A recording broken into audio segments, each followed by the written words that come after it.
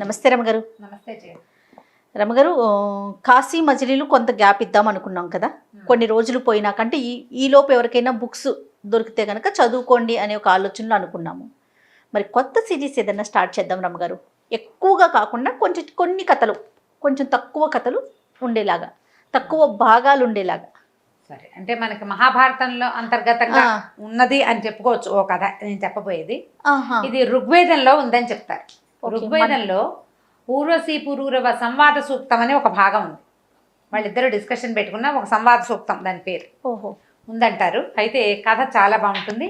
Very interesting love స్టోరీగానే చెప్పాలి. అయితే ఇది ఇంచుమించుగా మనకి నలదమయంతుల కథ లాంటి టర్న్స్ తీసుకుంటుంది.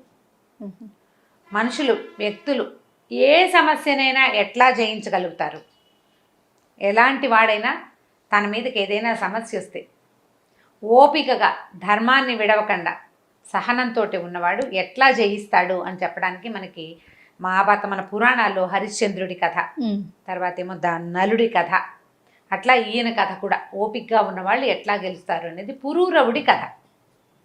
చాలా ఇంట్రెస్టింగ్గా ఉంటుంది. రకరకాల ఇవి వస్తాయన్నమాట, కొత్త కొత్త ఎలిమెంట్స్. విచిత్రంగా కూడా అనిపిస్తుంది కొంత. ఓకే. పూర్వం వైవస్వత మనువు, వైవస్వత మను అంటే వివస్వతుడు, అంటే సూర్యుని కుమారుడు యొక్క కుమారుడు.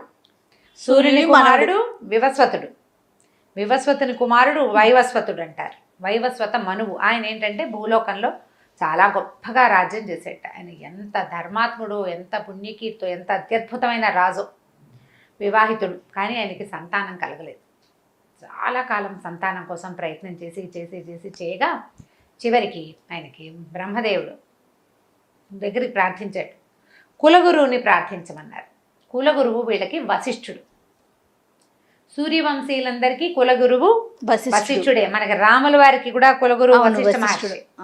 ఆ దిలీప మహారాజు కూడా వశిష్ఠుడి దగ్గరికి వెళ్ళాడు, అట్లా చెప్పుకుంటాం. అయితే ఈ వశిష్ఠుడి దగ్గరికి వెళ్ళేసరికి ఆయన ఏమన్నాడంటే, అయ్యా, పరమేశ్వరుణ్ణి ఉద్దేశించి పుత్రకామేష్టి యాగం చేయమన్నాడు. మనకి చరిత్రలో పుత్రకామేష్టి ప్రఖ్యాతమైంది, దశరథ మహారాజు చేసింది. ఆయనకి శ్రీరాముడు, రామలక్ష్మణ భరత శత్రుఘ్నులు పాయసం ద్వారా జన్మించారు. అలాంటి కథలు మనం కొన్ని ఉన్నాయి. మనకి పుత్రకామేష్టి చేసిన రాజుల కథలు చాలానే ఉన్నాయి. అందులో ఈ వైవస్వత మనువు చేసింది కూడా ఒక పుత్రకామేష్టి. ఈ పుత్రకామేష్టి యాగం చేసేటప్పుడు చాలా విశేషమైనది. అది ఒక నెలలో వారంలో అయ్యేది కాదు, సంవత్సరాలు పడుతుంది ఆ యాగం చేయటానికి. ముందు ఒక స్థలాన్ని దున్ని మూడు పంటలు వేయాలి. ఆ పండిన ధాన్యాన్ని కోసిన తర్వాత 3 సంవత్సరాలు దాన్ని ఖాళీగా ఉంచడం, అట్లా ఉందన్నమాట నియమం. ఆ తర్వాత ఆ ధాన్యంతో ఇక్కడ ఇది మొదలు పెట్టాలన్నమాట. అది ఎవరు తొక్కని, ఎవరు చేయని చేనులో మొట్టమొదట వీళ్ళే దున్ని పంట వేసుకోవాలి. ఆ ప్రాంతంలోనే ఈ హోమం చేయాలి. అలాంటి ఏర్పాటు చాలా ఉంది లెక్క. అప్పుడు ముందుగానే దానికి సంబంధించి ప్లాన్ చేసుకోవాలి కదా. 4 ఏళ్ళు పడుతుంది. మొత్తం మీద ఒక 4-5 సంవత్సరాలు పట్టే కార్యక్రమం అది. పెద్ద ప్రోగ్రాం. ఈయన పెట్టుకుంటే ఏమైంది, భార్యాభర్త ఇద్దరు కూర్చున్నారు హోమానికి. ఋత్విజులు అంటే హోమం చేసే వాళ్ళు ఉంటారు కదా, మంత్రం చెప్తారు. ఆ మంత్రం చెప్తున్న ఆయనకి రాణిగారు ఏం చెప్పిందంటే, నాకు పుత్రిక కావాలని ఉందని ఋత్విజుడికి చెప్పింది. కూతురు కావాలని కోరుకునేసరికల్లా సరే ఈయన ఏం చేశాడు, ఆయన ఆ కూతురు కలిగే మంత్రాన్ని జపిస్తూ హోమం చేయించడం మొదలుపెట్టాడు. ఆయన హోమం పూర్తయ్యే వేళకి చక్కటి అందమైన బాలిక బయటకు వచ్చింది. కన్యామణి వచ్చింది బయటికి, ఇలా అనే నామధేయంతో. నిర్ఘాంతపోయాడు వైవస్వతుడు. ఇదేమిటి, నేను పుత్రకామేష్టి చేస్తే పుత్రిక వచ్చింది, ఏం చేయాలో తెలియలే. మళ్ళీ వశిష్ఠ మహర్షి దగ్గరికి వెళ్ళాడు. అయ్యా, నేను పుత్రార్థినయ్యి చేశాను, ఎందుకంటే నా పితరులకి తర్పణాలు ఇవ్వాలి. కూతురు కాదని కాదు, నాకు కుమారుడు కదా, నేను మొదలుపెట్టింది కుమారుడు కోసం.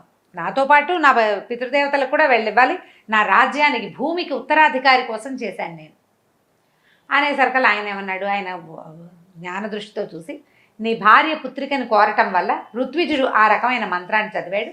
ఇప్పుడు కూడా ఇబ్బంది ఏం లేదు, నువ్వు మళ్ళీ వెళ్ళు, యజ్ఞాన్ని మళ్ళీ ఫినిష్ చేయండి, పుట్టవలా ఇంకా మళ్ళీ మొదలుపెట్టి చెయ్యి, ఎక్కడ ఆపారో అక్కడి నుంచి చెయ్యి, నీకు కుమారుడు కలుగుతాడని చెప్పాడు. ఈయన వెళ్ళాడు. నువ్వు నీ భార్య ఇద్దరు కుమారుణ్ణే కోరుకోండి అంటే ఈయన భార్యను ఒప్పించాడు. మన ఇద్దరం కుమారుని కోరుకుంటే కుమారుడు కలుగుతాడంటే వీళ్ళు ఏం ఊహించారు, ఈ పిల్ల ఇక్కడే ఉండి ఇంకో పిల్లాడు వస్తాడు అనుకున్నారు. అయితే హోమం పూర్తయ్యేసరికల్లా బాలికగా ఉన్న ఈ ఇళ కుమారుడిగా మారిపోయింది. ఓహో. పిల్ల ఇలా అబ్బాయిగా మారింది. ఆ. ఏముంది ఇంకా, సరే నృతద్యుమ్నుడు అని పేరు పెట్టిన, నృతద్యుమ్నుడు అతని పేరు. ఆ అబ్బాయిని పెంచుకున్నారు. అబ్బాయి చాలా విశేషంగా చక్కగా రాజ్యం చేస్తున్నాడు, చాలా యువరాజు అయ్యాడు, పెద్దవాడయ్యాడు. ఈయన కుమారుడు కలిగిన సంతోషంలో తర్వాత ఈ అబ్బాయికి పట్టాభిషేకం చేసేసి ఆయన భార్యాభర్త ఇద్దరు కలిసి అడవుల్లోకి వెళ్ళిపోయారు. వానప్రస్థాశ్రమం అప్పట్లో ప్రఖ్యాతమైంది. అందరూ కుమారులకు రాజ్యం ఇవ్వడం, వానప్రస్థం స్వీకరించడమే. స్వీకరించి వెళ్ళిపోయారు. వెళ్ళిపోతే ఈ నృతద్యుమ్నుడికి పెళ్ళైంది. భార్య తను చాలా సంతోషంగా హాయిగా ఉండేవాడు. అయితే ఈయన మంచి గొప్ప రాజు, తండ్రి కంటే ఎక్కువ పేరు తెచ్చుకున్నాడు. ఈ పేరు తెచ్చుకున్న క్రమంలో ఏమైంది, ఒకనాడు ఆ చుట్టుపక్కల గ్రామాల్లో చాలా మృగయా వినోదం చాలా బాగుందని, అడవుల నిండా బోల్డన్ని జంతుజాలాలు ఉన్నాయని, అడవి చాలా సౌహాయమానంగా ఉందని రకరకాల వార్తలు వచ్చినాయి. సరే భార్యకి చెప్పి నేను వేటకెళ్ళొస్తానన్నాడు. సైన్యంతో కలిసి వేటకి బయలుదేరాడు. వేటకి వెళ్ళాడు. అసలు ఎంత బాగా వేటాడాడో, ఎన్ని సింహాలో, ఎన్ని పులులో, ఎన్ని ఎలుగుబంట్లో, ఎన్ని ఏనుగుల్ని పట్టాడో.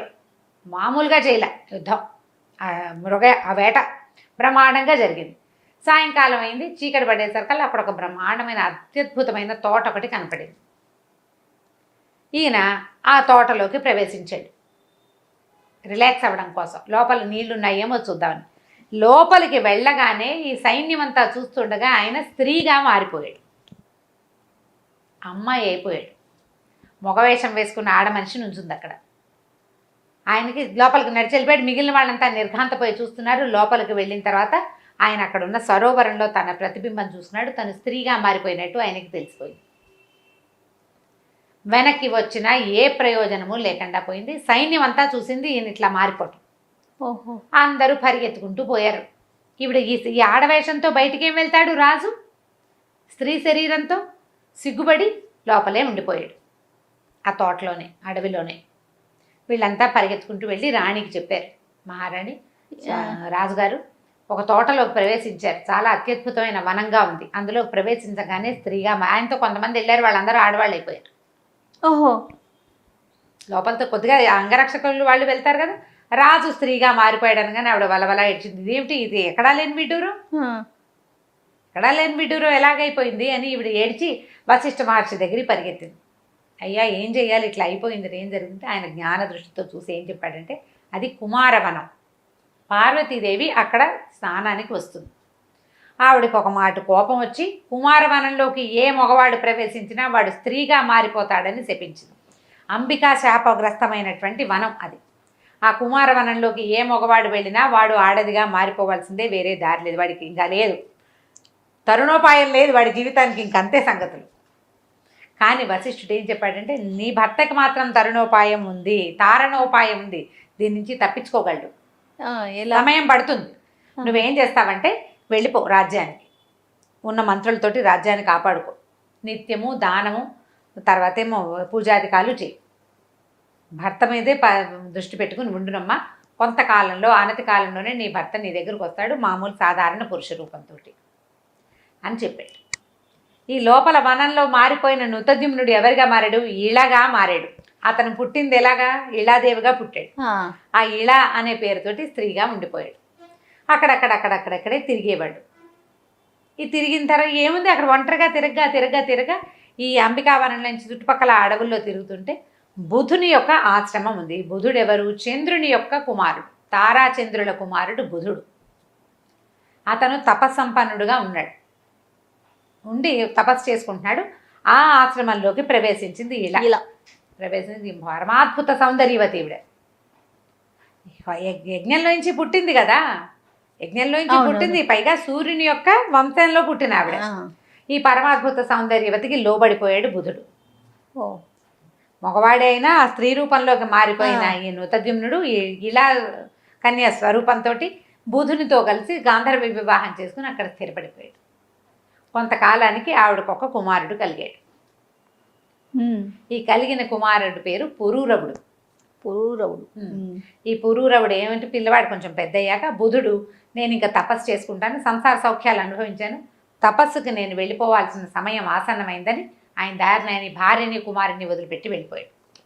ఈ ఇళ కుమారుని వెంట పెట్టుకుని తన వశిష్ఠ మహర్షి దగ్గరికి వెళ్ళి ఇంకా ఈ జీవితం మీద నాకు ఇంకా ఆసక్తి లేదు, బుధుడు వెళ్ళిపోయాడు, ఈ పిల్లవాడు నాతో ఉన్నాడు, మరి నేను మరి పురుష రూపంలోకి మారేందుకు ఏదైనా ఉపాయం చెప్పమని అడిగితే ఈసారి వశిష్ఠ మహర్షి ఏం చేశారంటే, పురూరవుడు భావి చక్రవర్తి అవుతాడు, అతనికి కనపడుతున్నాయి ఆ లక్షణాలు, ఇతనికి ఇప్పుడు ఈ స్త్రీ రూపంలో ఉన్న ఆవిడ తీసుకెళ్తే అక్కడికి వెళ్ళి ఆవిడేం చేస్తుంది, అప్పుడు పరమేశ్వరుని ప్రార్థిస్తే పరమేశ్వరుడు ప్రత్యక్షమై ఏమిటి నీ సంగతి అంటే అప్పుడు చూపించాడు అనమాట. ఇలా ఈ అమ్మాయి ఇట్లా ఈయన వాళ్ళ తండ్రి పుత్రకామేష్టి చేస్తే స్త్రీగా జన్మించిన తర్వాత పురుషుడిగా మారింది, అతను రాజ్యం చేసుకుంటున్నాడు, భూలోక చక్రవర్తిగా ఉన్నాడు, మరి ఇలా అయ్యింది, ఈ అంబికా శాపాన్ని మరలించమని అడిగితే ఆయన ఏమన్నాడంటే చాలా మంచిదే, కానీ అంబికా శాపాన్ని మరలించడం మన వల్ల అయ్యే పని కాదు, అది మరలించలేము, కాకపోతే ఒక అవకాశం ఇస్తాను, ఇతను పురుషుడిగా మారుతాడు, 3 నెలలకు ఒకసారి 3 రోజులు మాత్రం స్త్రీగా ఉంటాడు, అంతే సడలించగలను, పూర్తిగా సడలించడం మన వల్ల కాదు, అంబిక శాపాన్ని మరలించడం మన వల్ల అయ్యే పని కాదు, అమ్మవారు చెప్పించింది ఓహో అని చెప్పాడు పరమేశ్వరుడు. ఈయన సంతోషించాడు, వశిష్ఠుడు సరేనన్నాడు. ఈ మన నృతద్యుమ్నుడు కూడా ఈళ కూడా ఏమందంటే అది మంచిదే, పోనీక అదైనా నయమే కదా, అదైనా నయమే, నేను కనీసం రాజ్యానికి వెళ్ళి నా భార్యను చూసుకోగలుగుతాను, రాజ్యాన్ని కాపాడుకోగలుగుతాను, పిల్లాడు పెరగాలి, ఇంకా చిన్న పిల్లాడు, వీడు పెద్ద అయ్యాక వీడికి రాజ్యం అప్పచెప్తా, తర్వాత సంగతి తర్వాత చూసుకుందాం, కానీ మీ వల్ల పరమేశ్వరునే కదా సాక్షాత్కారం కలిగింది, ఈ ఇలా స్వరూపంలో ఉండటం వల్ల ఇది నాకు మేలే చేసింది, నా పిల్లాడికి కూడా మేలే చేస్తుంది అని చెప్పి నమస్కారం చేసి నృతద్యుమ్నుడిగా మారిపోయి కుమారుడైన పురూరవుడిని తీసుకుని తన నగరానికి వెళ్ళిపోయాడు. భార్య సంతోషించింది, ప్రజలంతా సంతోషించారు. ఈ రహస్యంగానే వాళ్ళ మధ్య ఉండిపోయింది. తర్వాత ఆయనకు 4 కుమారులు కలిగారు. ఈ పురూరవుడు పెద్ద కుమారుడుగానే చెలామణి అయ్యాడు, జ్యేష్ఠుడిదే కదా రాజు యొక్క కుమారుడు. పురూరవుడు రాజు అయ్యాడు. పురూరవుడు రాజు అవటం, చిన్న రాజు అవటం మామూలు ఏదో సుమారుగా అవటం కాదు, బ్రహ్మాండమైన చక్రవర్తి అయ్యాడు, చాలా అత్యద్భుతమైన గుణాలు కలిగినవాడు. ముందు పుట్టకే అతను ఈ బుధుని ఆశ్రమంలో ఇక్కడ పుట్టడం వల్ల అతను ముందు నుంచి తపశ్చర్య మీద చాలా ఆసక్తి ఉంది, తపస్సు చేసుకోవటం మీద. చక్రవర్తిగా ఉన్నప్పటికీ చాలా ధర్మపరుడుగాను, తపస్సంపన్నుడుగాను, దైవభక్తి పరాయణుడుగాను ఉన్నాడు. అయితే ఆ కాలంలో ఏమైందట, స్వర్గంలో ఒక కథ జరిగింది. ఏమంటారు అది, ఒకసారి స్వర్గంలో చాలా పెద్ద సభ జరిగినప్పుడు రంభ, ఊర్వశి, మేనక, తిలోత్తమ వీళ్ళంతా నాట్యాలు చేస్తూ ఉన్నారు. అక్కడికి అగస్త్య మహర్షి వచ్చేసరికల్లా అందరూ ఆయనకు దండం పెట్టారు. ఊర్వశి పెద్దగా దండం పెట్టుకోలేదు, ఆయన్ని పెద్ద పాటించలే. ఎందుకంటే ఊర్వశి ఎవరి నుంచి పుట్టింది, నారాయణుని తొడ నుంచి పుట్టింది. ఆవిడ వీళ్ళలాగా మామూలుగా పుట్ల, పాలకడల్లోంచి రాలేదు ఆవిడ. రంభాది అప్సరోగణం అంతా పాలకడల్లోంచి వచ్చింది, లక్ష్మీదేవి వెనకాల వచ్చారు అప్సరసలు. కానీ ఊర్వశి మాత్రం వాళ్ళు అప్సరసలని జయించడానికి నారాయణుడి తొడ నుంచి ఆయన తొడ మీద కొట్టుకున్నాడు, ఊరువులోంచి జన్మించింది. దాంతో కొంత అహంభావం ఉందన్నమాట. ఆమె నమస్కరించకపోయేసరికల్లా అగస్త్యుడు అన్నాడు, తలపొగరు అరిషడ్వర్గము ఉండవలసింది మానవులకి, నువ్వు మానవకాంతవి కాదు, భగవంతుని తోడ నుంచి జన్మించిన అప్సరసవి, వినయం ఉండద్దు నీకు, వినయం లేదు, మానవులకు ఉండేటువంటి అరిషడ్వర్గము నిన్ను బాధిస్తుంది, మానవకాంత వైపు, మానవునికి భారీగా ఉంటే కానీ నీకు ఈ లక్షణం పోదని శపించాడు. శపించేసరికల్లా మరి ఋషి శాపం ఎలా అంటే, విష్ణుమూర్తి చక్రాన్ని తప్పించుకోవచ్చు, శివుడు త్రిశూలం నుంచి తప్పించుకోవచ్చు, ఋషి శాపం నుంచి దేవతలు కూడా తప్పించుకోలేరు. విష్ణువు శివుడే తప్పించుకోలేకపోయారు కదా, ఇంకా వీళ్ళేముంది, ఈవిడ ఇంకేం చేస్తుంది, భూలోకానికి ప్రయాణమైంది. ఎవరో ఒకళ్ళ మనిషితో గడపాలి ఆవిడ శాపం ప్రకారం. నారదుడు కనిపించి నారదుడు ఏమన్నాడంటే, వారా వీరా ఎందుకు వెళ్తావమ్మా, పురూరవ చక్రవర్తి మహాద్భుతమైన వాడు, రూపజిత మన్మధుడు, ఆయన చూస్తే మన్మధుడు కూడా కళ్ళు మూసుకోవాల్సిందే, అంత అందంగా ఉంటాడు, అక్కడికి వెళ్ళు, చక్రవర్తి భార్యగా చలామణి అవుతావు, జీవితం కూడా అత్యద్భుతంగా ఉంటుంది. మామూలు మానవుడు రకరకాల భావోద్వేగాలున్న మానవులు కాకుండా ఇట్లా అత్యద్భుతమైన వ్యక్తిత్వం కలిగిన వాడు, చాలా గొప్ప ప్రతిభావంతుడు, పైగా విపరీతమైన జన్మ ఉన్నవాడు, సాధారణంగా మనుషులందరిలాగా పుట్టినవాడు కాదు, అపురూపమైన జన్మ, అతని దగ్గరికి వెళ్ళమని చెప్పాడు. చెప్పేసరికల్లా ఈవిడేం చేసింది, ఈ పురూరవ చక్రవర్తి వ్యాహ్యాళికలతో ఆయనకి వివాహం కాలే అప్పటికి, చిన్నవాడే. వ్యాహ్యాళిక తోటలోకి వెళ్తే ఆ తోటలోకి ప్రత్యక్షమైంది. ఈ అద్భుత సౌందర్యవతిని చూసేసరికల్లా భగవంతుని తొడ నుంచి పుట్టిందంటే మరి ఏమిటి సామాన్యంగా ఉంటుందా? ఆవిడ అందం అంతా సాటి లేని అందం అనమాట, ఇలా సాటి లేని అందం ఆవిడది. ఇక ఆయన మైమరిచిపోయాడు ఆవిడని చూసి.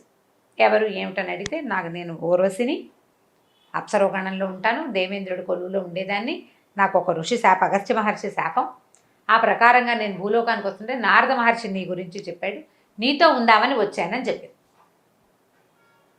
ఇక విపరీతంగా మోహంలో పడ్డాడు ఆయన. అయితే ఆవిడేమందంటే, నీతో ఉంటాను నేను, కానీ నేను ఎప్పటికైనా వెనక్కి వెళ్ళిపోవాల్సిన దాన్ని, అంటే ఎప్పటి వరకు ఉంటావు అన్నాడు. ఆవిడేం చెప్పిందంటే, ఒకటే షరతు, నువ్వు దిగంబరంగా కనపడకూడదు నాకు, నువ్వు ఎప్పుడైతే నాకు దిగంబరంగా కనపడతావో అప్పుడు వెళ్ళిపోతా, అప్పటి వరకు నీతో ఉంటాను నేను. సరేనని ఒప్పుకున్నాడు. ఆవిడతో పాటే ఉండిపోయాడు.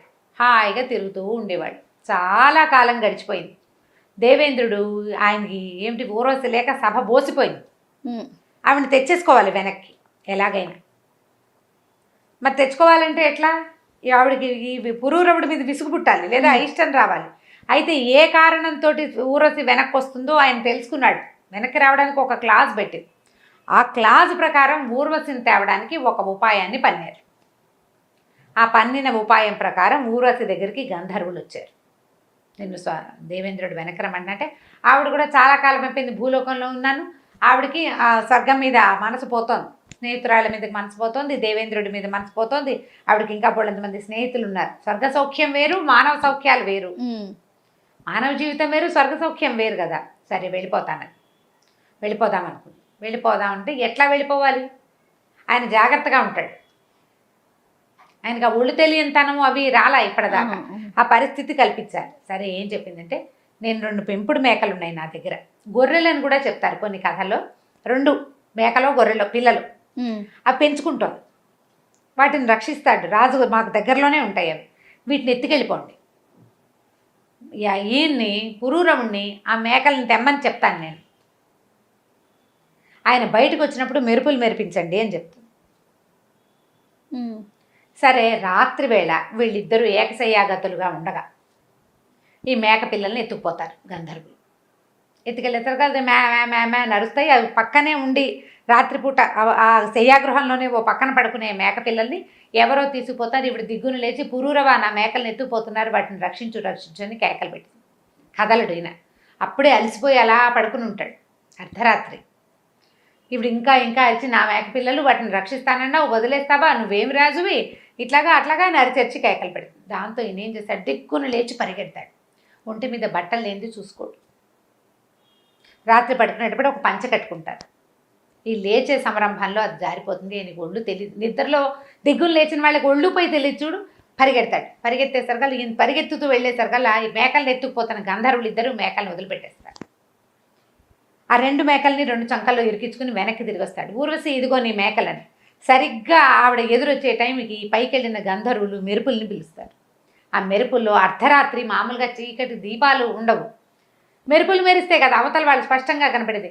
ఆ మెరుపుల వెలుగులో 2 మేకల్ని చంకలో పెట్టి ఇరికించుకుని నడిచి వస్తున్న పురూరవ చక్రవర్తిని దిగంబరంగా చూసేస్తుంది ఊర్వశి. నువ్వు వాగ్దాన భంగం చేసావు, నేను వెళ్ళిపోతున్నాను అని చెప్పి వెళ్ళిపోతుంది. చాలా బతిమలాడతాడు, వెళ్ళొద్దు, నన్ను విడిచి ఉండలేను నేను అంటాడు. మరి ఇది తప్పదు కదా, దేవతలు పెట్టిన నియమం. మానవుడు ఈ అప్సరసకి దిగంబరంగా కనపడకూడదు. నువ్వు ఎంత గొప్ప చక్రవర్తి అయినా నువ్వు మనిషివి, నేను అప్సరసని. ఒక నియమం పెట్టుకున్నాం మనం, నియమం భంగమైపోయింది. నీవు భంగమయ్యాక ఇంకుండకూడదు నేను, నీ మీద ఎంత ప్రీతున్నా సరేనని ఆవిడ కాస్త వెళ్ళిపోతుంది. ఈయన విపరీతంగా దిగులు పడతాడు, ఎంత బాధపడతాడో ఆవిడ కోసం. ఇక రాజ్యం భోజ్యం అన్నీ వదిలేస్తాడు, ఊర్వశి నామజపంలోనే ఉంటాడు. మళ్ళీ ఊర్వశి ఈయన దగ్గరకు వస్తుంది. చాలా దిగులు పడి ఆమె కోసం తపస్సు చేయటం మొదలుపెట్టాడు. సరస్వతి తీర్థానికి వెళ్ళిపోయాడట ఆయన. సరస్వతి తీర్థం అంటే ఇంచుమించుగా ఇది బదరికాశ్రమం, బదరి అలా అనుకోవాలి మనం, అట్లా అనిపిస్తుంది కొన్ని కథల్ని బట్టి. అక్కడ సరస్వతి నది అక్కడ ఉంది, సరస్వతి తీర్థం ఉంది అక్కడ. ఆయన అట్లా ఉండి ఉండి ఆమె తలపుల్లోనే ఉండగా ఉండగా ఉండగా ప్రజలంతా సర్గంలో అందరూ చెప్పుకునేవాళ్ళట, ఊరస్ కోసం ఆయన ఎవరో తపస్సు చేస్తున్నాడు. దేవతల కోసం తపస్సు చేస్తారు, ఊరస్ కోసం తపస్సు చేయటం ఏమిటి? సరే, సంవత్సరం గడిచింది, ఆయన ఉండలేకపోతున్నాడు ఆవిడ లేకుండా, చాలా బాధపడుతున్నాడు. ఆవిడ తిరిగి వచ్చేసి ఊరస్ మళ్ళీ వచ్చింది దేవేంద్రుడి అనుమతితోటి. ఆవిడ గమనించి వచ్చింది. వచ్చి సరే ఇంకేం చెప్పిందంటే, ఆయనతో పాటు ఉంటాను కొంతకాలమే, నేను నీతో ఉండగలనని అలా కలిసి ఉన్నది కొంతకాలం. 4 కుమారులు పుట్టారు ఆవిడికి. మానవుని వల్ల 4 కుమారులను కన్నది. 4 కుమారులని ఆయనకు అప్పచెప్పి, నేను ఇక్కడ ఉండదగిన దాన్ని కాను, మర్త్యలోకంలో అప్సరసలు ఉండలేరు, కొంతకాలమేనని వెళ్ళిపోయింది. అయితే ఆవిడ వెళ్ళిపోతుంటే ఆయన దిగులు పడ్డాడు, వద్దు వద్దు వెళ్ళబాక, కొంత ఆయన మనసు తీరేదాకా ఉందాం, ఆయన మనసు తీరే మనసుగా లేదు. ఆవిడ వెళ్ళిపోతూ ఏమందంటే, నువ్వు నన్ను చూడాలంటే, నువ్వు నన్ను మళ్ళీ కలుసుకోవాలంటే రూపవత గంధర్వులు అనే వాళ్ళని, రూపవతులు గంధర్వులని, రూపవతి గంధర్వులు అనేది ఒక జాతి కాబోలు, వాళ్ళని ప్రార్థించు, వాళ్ళని జపించు, వాళ్ళతో ఒక మంత్రం చెప్పింది, వాళ్ళు నీకు ప్రత్యక్షం అవుతారు, వాళ్ళు నన్ను నీ దగ్గరికి తీసుకొస్తారు, వాళ్ళ వల్ల నన్ను సాధించగలుగుతావు నువ్వని చెప్పి వెళ్ళిపోయింది. ఈ కుమారులు 4 ఉంచుకున్నాడు ఈయన. అయితే కొంతకాలానికి మళ్ళీ ఊళ్ళో ఉండలే, ప్రతిష్టానపురం ఈయన రాజ్యం, ఆయన దేశం అది, ప్రతిష్టానపురంలో ఉండేవాడు. మళ్ళీ వచ్చేసాడు, వచ్చి సరస్వతి తీర్థం దగ్గర మళ్ళీ తపస్సు చేశాడు. చేస్తే రూపవతి గంధర్వులు వచ్చారు, కానీ ఊర్వశి రాల, వాళ్ళ వెనకాల ఆవిడ కూడా వస్తుంది అనుకున్నాడు. రాకుండా వాళ్ళు ఏం చేశారంటే, ఒక అగ్నిని రగిల్చి ఇచ్చారు, పవిత్ర అగ్నిని. ఈ అగ్ని ద్వారా నీ మనసు తీరుతుందని చెప్పారు. ఆ అగ్నిని ధ్యానించినా కూడా ఈయన పని వల్ల ఈయనకు ఊర్వశి రాల, ఆయనకు విసుగు పుట్టింది. ఇంకా ఈ అగ్నిని ఒక పవిత్రమైన ప్రదేశంలో నిక్షేపించి వెనక్కి వెళ్ళిపోయాడు. ఇంకా ఆవిడ ఊర్వశి లేకుండా ఉండటం, ఆ కుమారులను చూసుకుంటూ రాజ్యం చూసుకుంటూ ఉన్నాడు, అలవాటు పడ్డాడు. క్రమంగా ఏమైందంటే, ఆ కాలంలో అంటే ఈయనకు ఈ వ్యవహారాన్ని జరుగుతుండగానే ఇంకొక వ్యవహారం జరిగింది. విశాల నగరం అని ఒక రాజ్యం. ఈ విశాల నగరానికి సోమదత్తుడు అని ఒక ప్రభు ఉండేవాడు. ఆయనకి చాలా కాలం సంతానం కలగల. ఇక సంతానం లేదు, నా వెనకాల రాజ్యానికి ఎవరు, ప్రతి రాజుకి ఇదే ప్రశ్న, సంతానం లేకపోతే రాజ్యం ఎవరు చేస్తారు? ఎవరో ఒకళ్ళు ప్రజలు రాజ్యం తీసుకునే కాలం కాదది, ఎవడో ఒకటికి రాజ్యం ఇచ్చేసే కాలం కూడా కాదు. ఆయన తన భార్య ద్వితీయుడుగా, భార్యతో పాటుగా వెళ్ళిపోయాడు బయటికి. ఏంటి, నేను మునుల్ని ఋషుల్ని ప్రార్థిస్తాను, ఋష్యాశ్రమాలకి వాటికి వెళ్తానని తన మంత్రులకి పురోహితులకి ఈ రాజ్యాన్ని అప్పచెప్పాడు. సంతానాన్ని సాధించాకే మళ్ళీ నేను నగర ప్రవేశం చేస్తానన్నాడు. సరే, బయలుదేరి వెళ్ళాడు. ఆయన ఎన్నో క్షేత్రాలు తీర్థాలన్నీ భార్యతో కలిసి కొద్దిపాటి సైనికులతోటి చిన్న పరివారంతో వెళ్ళాడనమాట. వెళ్ళి ఎన్నో ఋష్యాశ్రమాలు చూశాడు, యాత్రాస్థలాలు తీర్థస్థలాలు ఎన్నో దర్శించగా ఒకచోట కొంతమంది మునుల తాలూకు సమూహంలో వాళ్ళని కలుసుకున్నాడు. అప్పుడు ఇట్లా నాకు సంతానం లేదంటే వాళ్ళు ఏం చేశారంటే, స్వల్పంగా పుత్రకామేష్టి లాంటి ఒక యాగాన్ని చేసి అందులో దాని ప్రసాదంగా ఒక పాయసాన్ని ఈయనకిచ్చారు. ఇవి భుజించండి, మీకు యజ్ఞప్రసాదము మీరు దీనివల్ల సంతానం లభిస్తుందంటే, ఆయనకి కొంతకాలానికి భార్య గర్భవతి అయ్యి జయుడు అనే ఒక కుమారుడు, జయప్రద అనే ఒక కుమార్తె కలిగారు. జయుడు, జయప్రద. అయితే కూతుర్ని ఒక అబ్బాయిని చక్కగా పెంచుకున్నారు, రాజ్యానికి వెళ్ళిపోయారు, విశాల నగరానికి వెళ్ళిపోయారు భార్యాభర్త. కూతురు కొడుకు అక్కడే పుట్టారు, పిల్లలు చక్కగా పెరుగుతున్నారు. ఈ జయప్రదాదేవి మహాద్భుత సౌందర్యవతి, చాలా అందమైంది. అయితే చిన్నప్పుడు కొంచెం 8-9 సంవత్సరాలు వచ్చాక పిల్లలు కథలు చెప్తారు కదా, అప్పుడు ప్రపంచంలో ఉండే గొప్ప గొప్ప రాజులు ఎవరు వాళ్ళ గురించి చెప్తూ పురూరవ చక్రవర్తిని గురించి దాదులు ఆ అమ్మాయికి చెప్తూ ఉండేవాళ్ళు. క్రమంగా ఆయన కథప్పిస్తే ఎవరి కథ ఆవిడ విందు, ఆయన గురించే వింటుంది. అలా అయ్యి ఆయన మీద మనసు పారేసుకుంది అమ్మాయి, నేను పురూరవుడినే పెళ్లి చేసుకుంటానని. నిజానికి వయసు తేడా, ఆయన ఎప్పటివాడు ఈవిడిప్పటిది కదా, ఆ కాలం అలా ఉండేది కాదు. అంత చిన్నపిల్లకి 15-14 సంవత్సరాలు పెళ్ళిడు వచ్చిన పిల్లంటే ఎంత, 25 ఏళ్ళు రావకాల పెళ్ళిడు, 25 ఏళ్ళు కాదు 12-13 సంవత్సరాలే. ఇంకా మాట్లాడితే 8 ఏళ్లకే కన్య, వివాహ యోగ్యమైన వయసు 8 ఏళ్లే. కొద్దిగా ఊహ వచ్చింది, స్వయంవరము అవి చేసుకోవచ్చు, ఈ స్వయంవరాలు అవి చేసేవాళ్ళు. అయితే ఈ అమ్మాయికి పురూరవుడి మీద ఆసక్తి ఉందని రాజుగారికి తెలిసింది. సరే, స్వయంవరం చాటిందాం అనుకున్నారు. ఈ చాటించినప్పుడు ఇవిడేం చెప్పిందంటే, నాకు కొన్ని ప్రశ్నలు ఉన్నాయి, నా ప్రశ్నలకి సమాధానం చెప్పిన వాళ్ళనే పెళ్లి చేసుకుంటానని. సరే, మా అందరినీ పిలుచుకొచ్చారు. అందరినీ పిలిస్తే ఏమైంది, ఈ పురూరవుడు ఆవిడకి తెలుసు, ఆవిడకి ఈ మొత్తం అందరు రాజుల చరిత్రలు పేర్లు చెప్పారు. ఆవిడ ఎవరిని వరించలేదు. మా అమ్మాయికి ఏవో కొన్ని ప్రశ్నలు ఉన్నాయంటే ఆవిడ అడిగిన ప్రశ్నల్ని సభలో అడిగారు. ప్రపంచంలో అత్యుత్తమమైనది ఏది, అత్యంత శక్తివంతమైన విషయం ఏది అని అడిగితే ఎవ్వరూ చెప్పాల. ప్రతి వాళ్ళు ఆలోచిస్తున్నారు ఏది శక్తివంతం, భగవంతుడే కాసే అత్యంత శక్తివంతుడైన విషయం అని పురూరవుడు చెప్పాడు. దైవాన్ని మించిన శక్తి ఏదీ లేదు. ఆవిడకి ఆ సమాధానం నచ్చింది. ఆయన పెళ్లి చేసేసుకుంది. పురూరవుడినే ఆవిడ పెళ్లి చేసుకోవాలని నిశ్చయించుకుని ఉంది. ఆయన ఆ సమాధానం కూడా ఆవిడకి కావాల్సిన సమాధానం చెప్పాడు. దైవశక్తిని మించింది ఏదీ లేదు. సరే పెళ్లి చేసుకుని చాలా కాలం ఇక్కడ ఉండిపోయారు విశాల నగరంలో. కొంతకాలం గడిచాక ఆయన ఏమన్నాడు భార్యతోటి, మా ప్రతిష్టానపురం వెళ్ళాలి, నాకు రాజకార్యాలు అవి ఉన్నాయంటే నేను కూడా వచ్చేస్తానండి. రాజకుమార్తెని తీసుకుని ప్రతిష్టానపురానికి వెళ్ళిపోయాడు. భార్యతో చాలా హాయిగా ఎంతో సంతోషంగా ఉండేవాడు. హాయిగా ఉన్నాడు. ఊర్వశిని పెద్దగా తలుచుకోవట్లే. ఆవిడ మనసులో ఉంది లోపల, కానీ ఆవిడని అవైల్ చేయడం తన వల్ల కాదు. తనేమో మానవుడు, ఆవిడేమో అప్సరస కదా.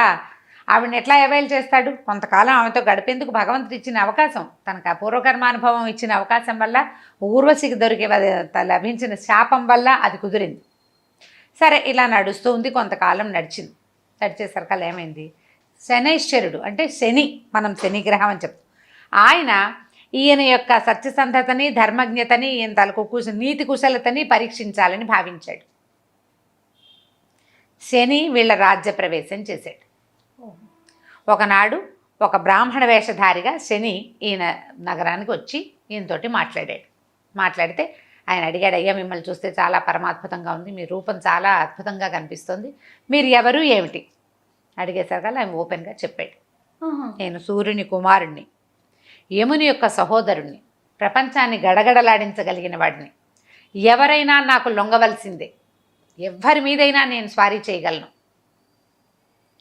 ఇప్పటిదాకా నీకు నా స్వారీ చేయించుకునే అవకాశం రాలేదు, నిన్ను పట్టుకోవడానికే వచ్చాను నేను అంటే ఈయన ఏమన్నాడు, అయ్యా ఎంతవారికైనా తప్పదు కదా, మానవ మాత్రుణ్ణి నేనెంత, భగవంతుడికే తప్పలేదు, భగవంతుడికే తప్పలా, నేనేముంది, నాదేముంది, మానవుణ్ణి, మీ ఇష్టం అన్నాడు. అయితే నువ్వు చెప్పు, వృద్ధాప్యంలో పట్టుకోమంటావా, యవ్వనంలో పట్టుకోమంటావా, నువ్వు ఎప్పుడు పట్టుకోమంటే అప్పుడు పట్టుకుంటా, నీ యొక్క చరిత్ర వల్ల నువ్వు ఇంత గొప్పవైన వాడివి, చాలా అద్భుతంగా రాజ్యం చేస్తున్నావు, భూమిని సంతోషపెడితే రాజువి నువ్వు చెప్పమన్నాడు. అనేసరికి ఏమన్నాడు, వృద్ధాప్యమే ఒక శిక్ష, బాధాకరం, వృద్ధాప్యాన్ని మోయలేని వృద్ధాప్యంలో కాకుండా మోయగలిగే యవ్వనంలో మీరు నన్ను పట్టుకోండి అని చెప్పాడు. మోయగలిగే యవ్వనంలోనే నేను మీకు అవకాశం ఇస్తున్నాను, మీ ఇష్టం అని సరేనన్నాడు. శని వెళ్ళిపోయాడు. వెళ్ళి ఇతన్ని పట్టేందుకు అవకాశం కోసం చూస్తున్నాడు. చాలా విషయాల్ని ప్రేరేపించి ఏంటి, ఈ అడవుల్లోంచి రకరకాల జంతువులు వచ్చేసేవి, ఆ జంతువులను తరమడానికి వెళ్ళవలసి వచ్చేది, ఇతర రాజులు కొంతమంది యుద్ధానికి వచ్చేవాళ్ళు. ఇట్లా జరుగుతుంది. ఆయన దీనికెళ్ళి అడవికెళ్ళి జంతువులన్నింటినీ వేటాడి వచ్చేసరికల్లా శత్రు రాజు తాలూకు సేనలు దీని మీద పడిపోతూ ఉండేవి. అలా అయింది. అయితే ఒకసారి వచ్చినప్పుడు మంత్రులు వాళ్ళంతా కూడా ఆశ్చర్యపోయారు. మన మీదకి రావడం ఏంటి, సార్వభౌముడు చక్రవర్తి మీదకి సామంతరాజులు రావడం ఏంటి, వాళ్ళంత బలం ఉన్నవాళ్ళు కాదు, ధైర్యం ఉన్నవాళ్ళు కాదు, ఏదో జరుగుతోంది ఇక్కడ. ఈయనకి పీడకలు వచ్చేవి. ఎవరికి? రాజుకి ఏదో జరగబోతోందని తెలుస్తుంది. ఆయన ఏమనుకున్నాడంటే, భగవంతుడైన శని నా దగ్గరకు వచ్చి నాకు చెప్పాడు, ఇది దానికి సంకేతమేమో, తల వంచుకుని భరిస్తే సరిపోతుంది, ధిక్కరించి పోరాడకూడదు, దైవశక్తిని ధిక్కరించకూడదు, దైవశక్తికి తల ఉగ్గితేనే అది మనని కరుణించి వదిలిపెడుతుంది. అందుకని ఏం చేశాడు, రాత్రి ఈ శత్రు సైన్యం రాజ్యంలోకి వచ్చేసాక భార్యకి చెప్పాడు, జయప్రదాదేవికి. అప్పటికి వాళ్ళకి 2 పిల్లలు ఉన్నారు, చిన్న పసిపిల్లలు, మగపిల్లలు, 2 చిన్నపిల్లలు. మన పరిస్థితులు బాగుండలేదు, ఇక్కడే ఉంటే ఇంకా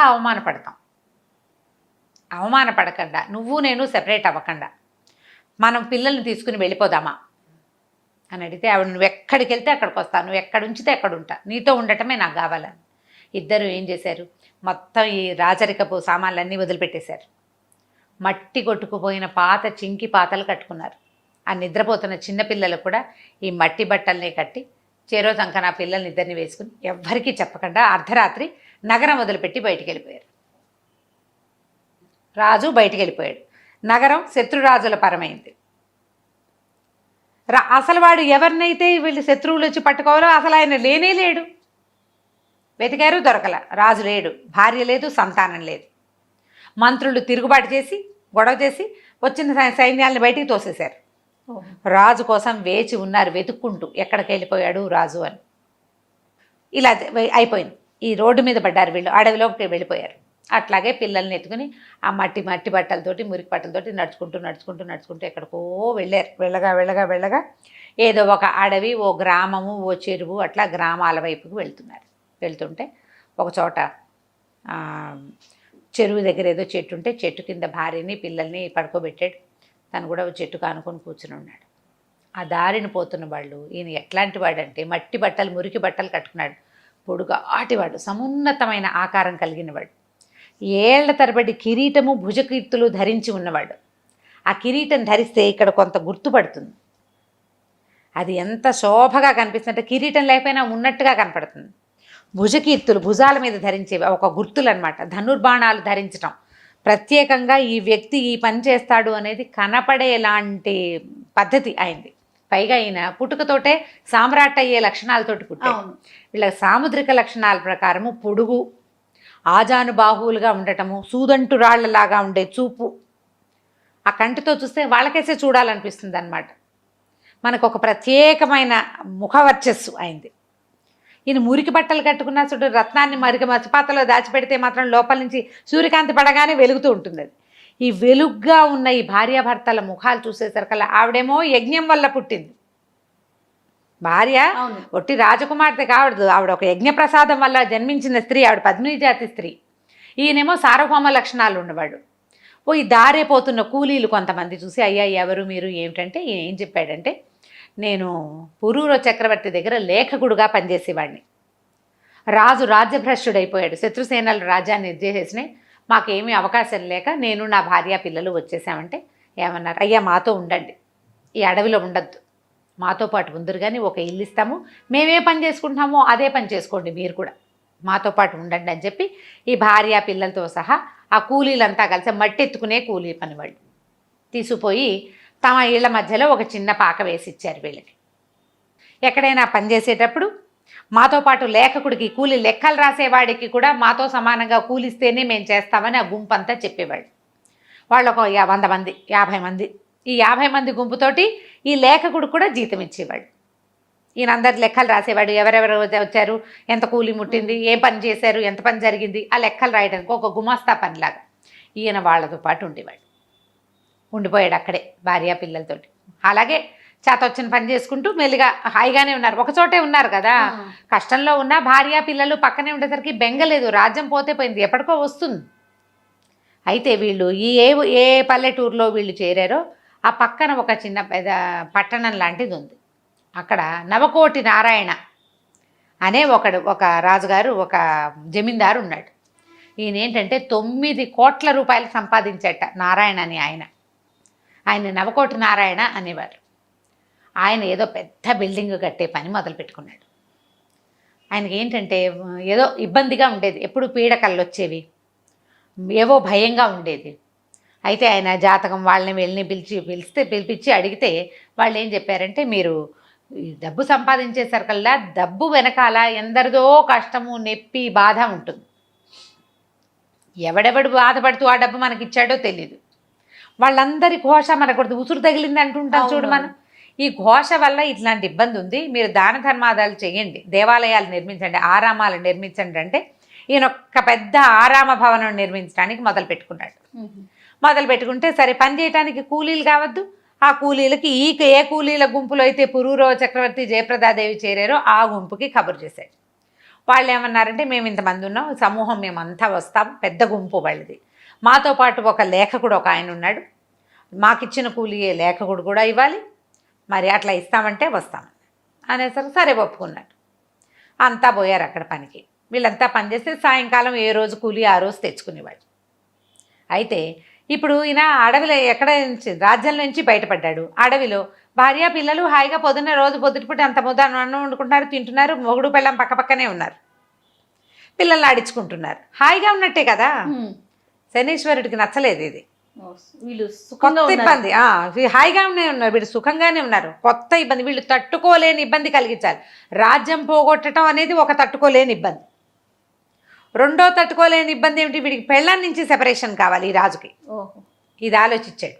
ఆలోచించి ఆ నవకోటి నారాయణ బుద్ధిలోకి ప్రవేశిస్తే ఓ రోజు ఆ జరుగుతున్న ఆరామాన్ని పక్కన ఒక కట్టడం ఈయన కూడా కట్టించుకుని అక్కడే ఉన్నాడు. పైన నుంచి చూస్తుంటే కింద పనులు చేస్తున్న ఆడవాళ్ళు కనబడితే వాళ్ళల్లో మసిబొగ్గుల్లో వజ్రంలాగా మెరిసిపోతుంది జయప్రదాదేవి.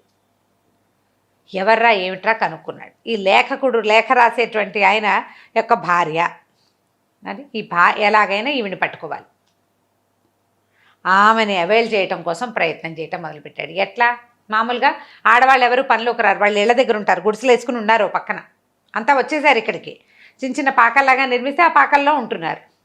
మగవాళ్ళు పనిలోకి వస్తారు, సాయంకాలం అయితే డబ్బులు పుచ్చుకుని వెళ్ళిపోతారు, ఆడవాళ్ళంతా దూరంగా ఉంటారు. ఈయన పైన నుంచున్నాడు కాబట్టి కింద కనపడింది. ఇప్పుడు వీళ్ళని తేవాలంటే ఏం చేశాడు, ఇవాళ నుంచి మీ కూలీలు మీ ఆవిళ్ళు వచ్చి తీసుకోవాలి, మగవాళ్ళకి కూలీ ఇవ్వకూడదని నియమం పెట్టుకున్నామన్నారు.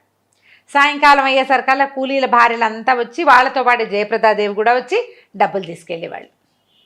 ఒక 3-4 రోజులు జనాలంతా అలవాటు పడ్డారు, ఈ తబ్బిట్లా క్యాజువల్గా వెళ్ళి తెచ్చేసుకుంటున్నారు, బాగానే ఉందిగా.